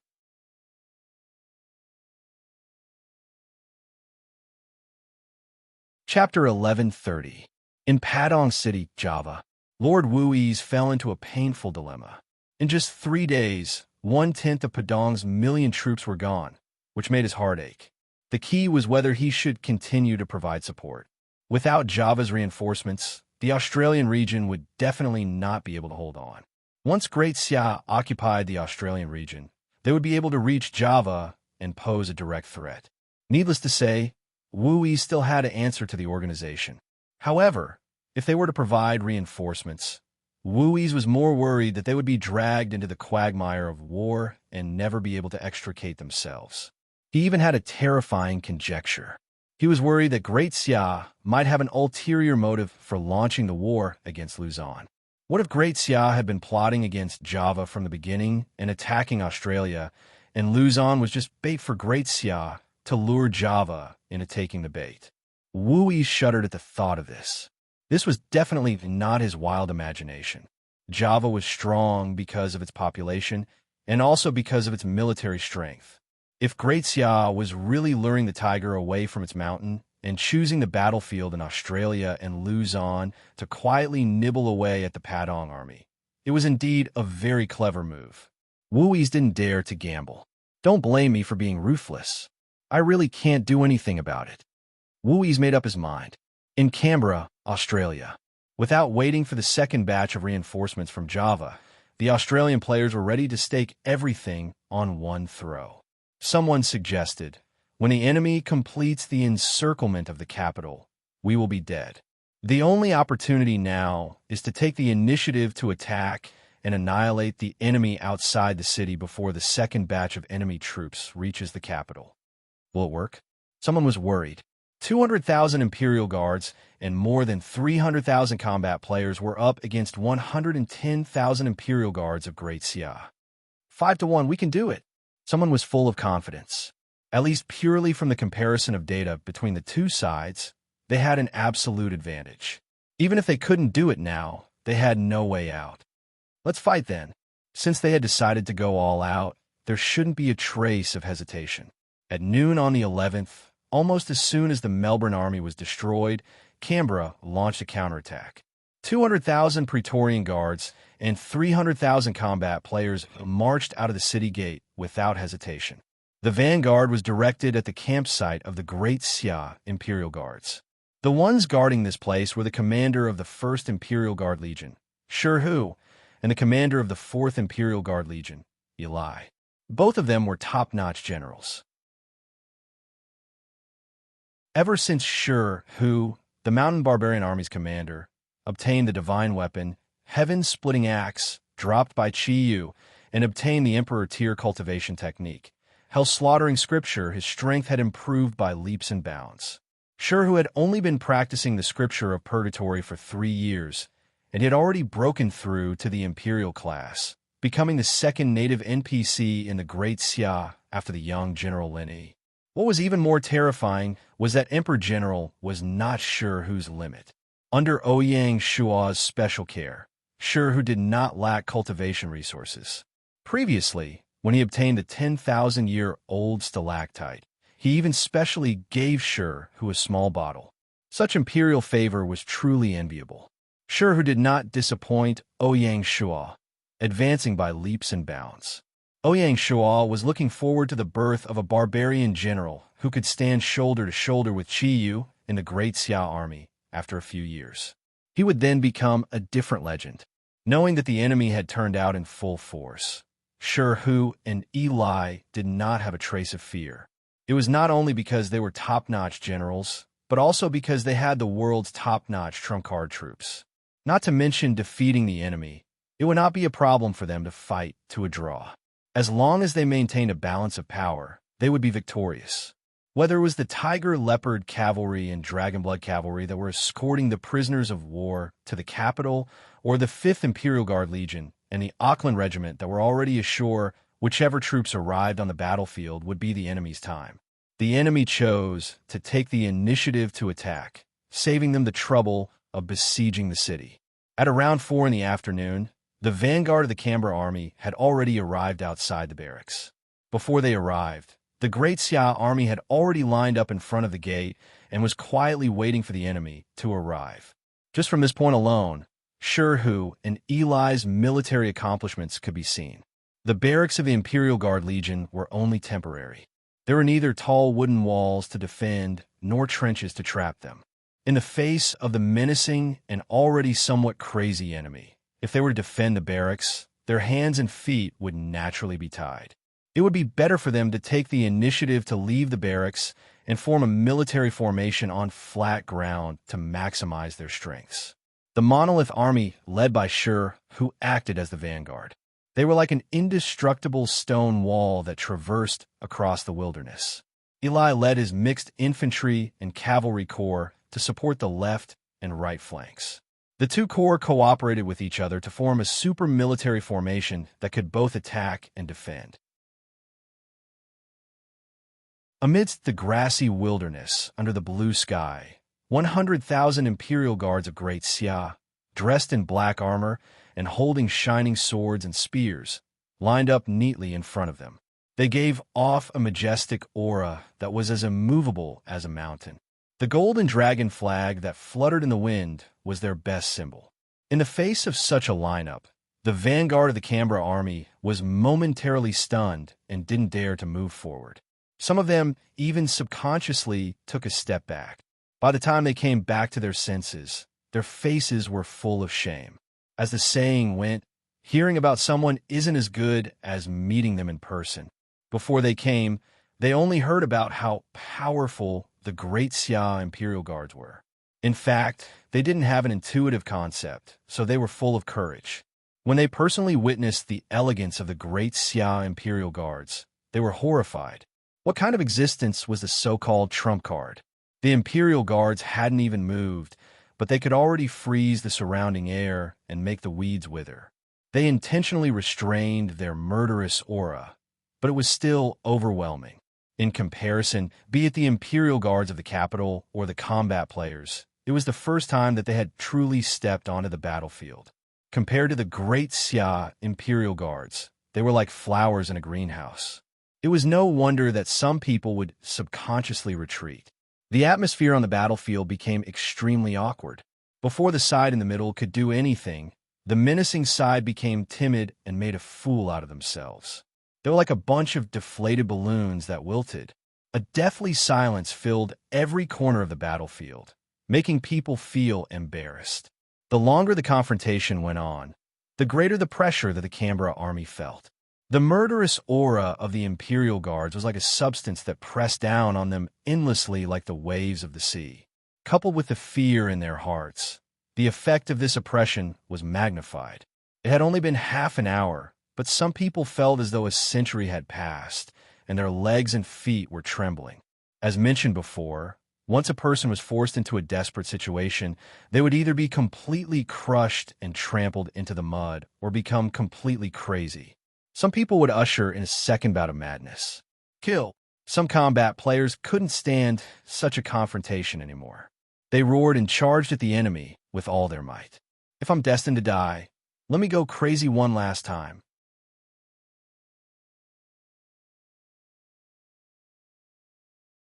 Chapter 11:31.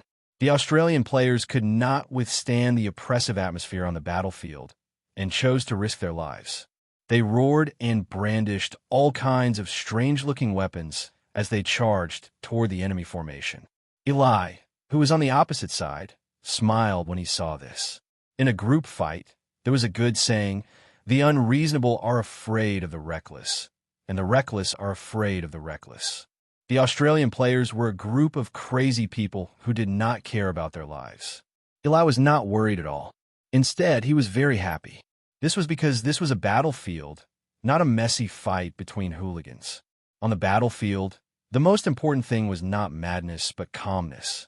Only by being as cold as steel and not losing one's composure could one win. The Australian players charged over like mad dogs. They did not have any formation or coordination. In front of the Imperial Guards, who were ready for battle, they were just a group of small monsters waving knives, forks, and clubs. They posed no threat at all. Rookies will always be rookies. With Eli's order, the Imperial Guards, who had been standing still all this while, began to rumble and move. Like a sophisticated killing machine, they led the charging enemies into the encirclement without leaving a trace. Once the Australian players were surrounded, they would die. The encirclement was like a giant gear, biting each other and constantly advancing toward the front line. As expected, the Australian players on the opposite side continued to kill. With the death of a large number of players, the smell of blood on the battlefield became stronger and stronger. This smell of blood further stimulated the Australian players. One by one, they threw themselves into the battle with no regard for their own safety, trying to burst out the last ray of light. Under the light, there was also darkness. Some of the players could not stand the atmosphere of the battlefield and fled. Among the 100,000 vanguard troops of the Canberra Army, 70,000 were combat players. Because the players were the most active and the most radical, they were the first to arrive at the battlefield. The battle began at 4:30 in the afternoon. When the sun set and the afterglow of the setting sun shone on the blood-stained wilderness, the main force of the Canberra Army had just arrived at the battlefield. What appeared in front of them was a scene of purgatory. More than half of the 100,000 vanguard troops had been killed by the Great Xia Imperial Guards. The rest were either captured or fled, disappearing into the vast wilderness. On the battlefield littered with corpses, there were the neighing of war horses and the faint sound of weeping. They were the survivors who had fought to the very end. Faced with the desolation of the battlefield and the great disparity in the results of the battle, the players who had survived only felt helplessness and pain as deep as the abyss. "We can't win," they despaired. How could this be? The Canberra main force that rushed over was also in disbelief. They looked at the Great Xia Imperial Army opposite them with awe and even some fear in their eyes. They felt a chill in their hearts. The casualties of the Great Xia Imperial Army were negligible. The dark steel armor had already been stained with a layer of bright red. Only the tip of the spear was still gleaming with a cold light, and not a single drop of blood could be seen. Endless killing intent condensed in the sky above the battlefield, competing with the setting sun for brilliance. Gulp!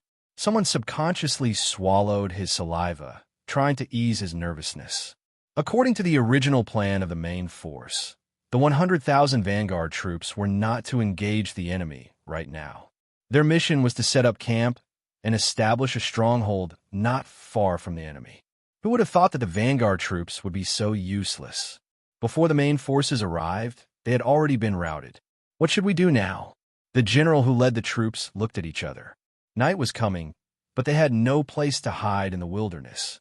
Hundreds of thousands of troops had marched for more than half a day, but they didn't even have the chance to stop to rest and eat some food. "Retreat 5 miles and set up camp," the general ordered. The general's order was very wise. The sky was getting dark, and the troops were tired and morale was low. It was really not a good time to initiate a war. They could only conserve their energy and rest for the night before fighting again tomorrow. Unfortunately, he had underestimated the reaction of the troops. The 400,000 troops were full of enthusiasm and summoned their last bit of courage to charge into the enemy's camp with the intention of defeating the enemy. Who would have thought that as soon as they arrived on the battlefield, they would be severely injured? The confrontation just now made the soldiers feel great pressure. If they had launched an attack now, they might have been able to muster up their courage and fight for the last time. However, they received the order to retreat. Imagine 400,000 troops spread out in the wilderness like a black curtain. They were so densely packed that one couldn't see the end of them. The royal guards and the combat players each occupied half of them and intertwined with each other. When the order to retreat was given, the front troops became the rear troops, and the rear troops became the front troops. The front troops, who were under the greatest pressure, had to continue to endure the pressure and stand still. The troops at the back quickly retreated back the way they had come, and they were moving at a very fast speed. Instinctively, this troop didn't want to face the great Xia Imperial Guards. Because they were afraid, they walked faster and faster. What was originally a regular retreat gradually turned into a trot, and then a fast run. In history, the scene of the Battle of Fei River in the former Qin dynasty actually happened again on the battlefield in Australia, which was thousands of miles away. The rear troops ran faster and faster. Those who ran at the front were already 5 miles away, but they were still running forward subconsciously. This created a chain effect, which caused the front troops to become restless. The eyes of some soldiers were already wandering, and their feet were also secretly moving backward. No one was willing to be at the front. This seemingly subtle movement finally caused a big commotion. If someone took the lead, there would definitely be others who followed. The front troops actually retreated as a whole. At first, they were just like little wives, quietly raising one foot and retracting the other. In the end, they were already sprinting. By the time the leading general realized that something was wrong and wanted to stop the front troops from retreating, it was already too late. Not to mention the soldiers. Even the generals in the army were retreating. Who could accept a new military order now? Besides, they were retreating, which was also carrying out a military order. With this thought, they felt even more at ease to retreat. In less than half an hour, the 400,000 troops rapidly retreated like dominoes. Moreover, they retreated faster and faster, and the more they retreated, the more disorderly they became. The entire formation was already in a mess. Seeing this, Eli, who was on the opposite side, keenly seized the opportunity. He looked up at the sunset in the sky and saw that there was still more than half of the sun exposed outside the sunset glow. Judging from the situation, it would take at least another hour for the sky to turn dark. 1 hour is enough. Eli was also a decisive person. After communicating with Hu, he gave an order. The great Xia Imperial Guards, who had been quietly resting and reorganizing, began to move again. This movement was like a thunderbolt, a gale, and a tsunami. You're tuning into the Warrior Lore YouTube channel. Don't forget to subscribe and join us on this journey to catch the most captivating stories.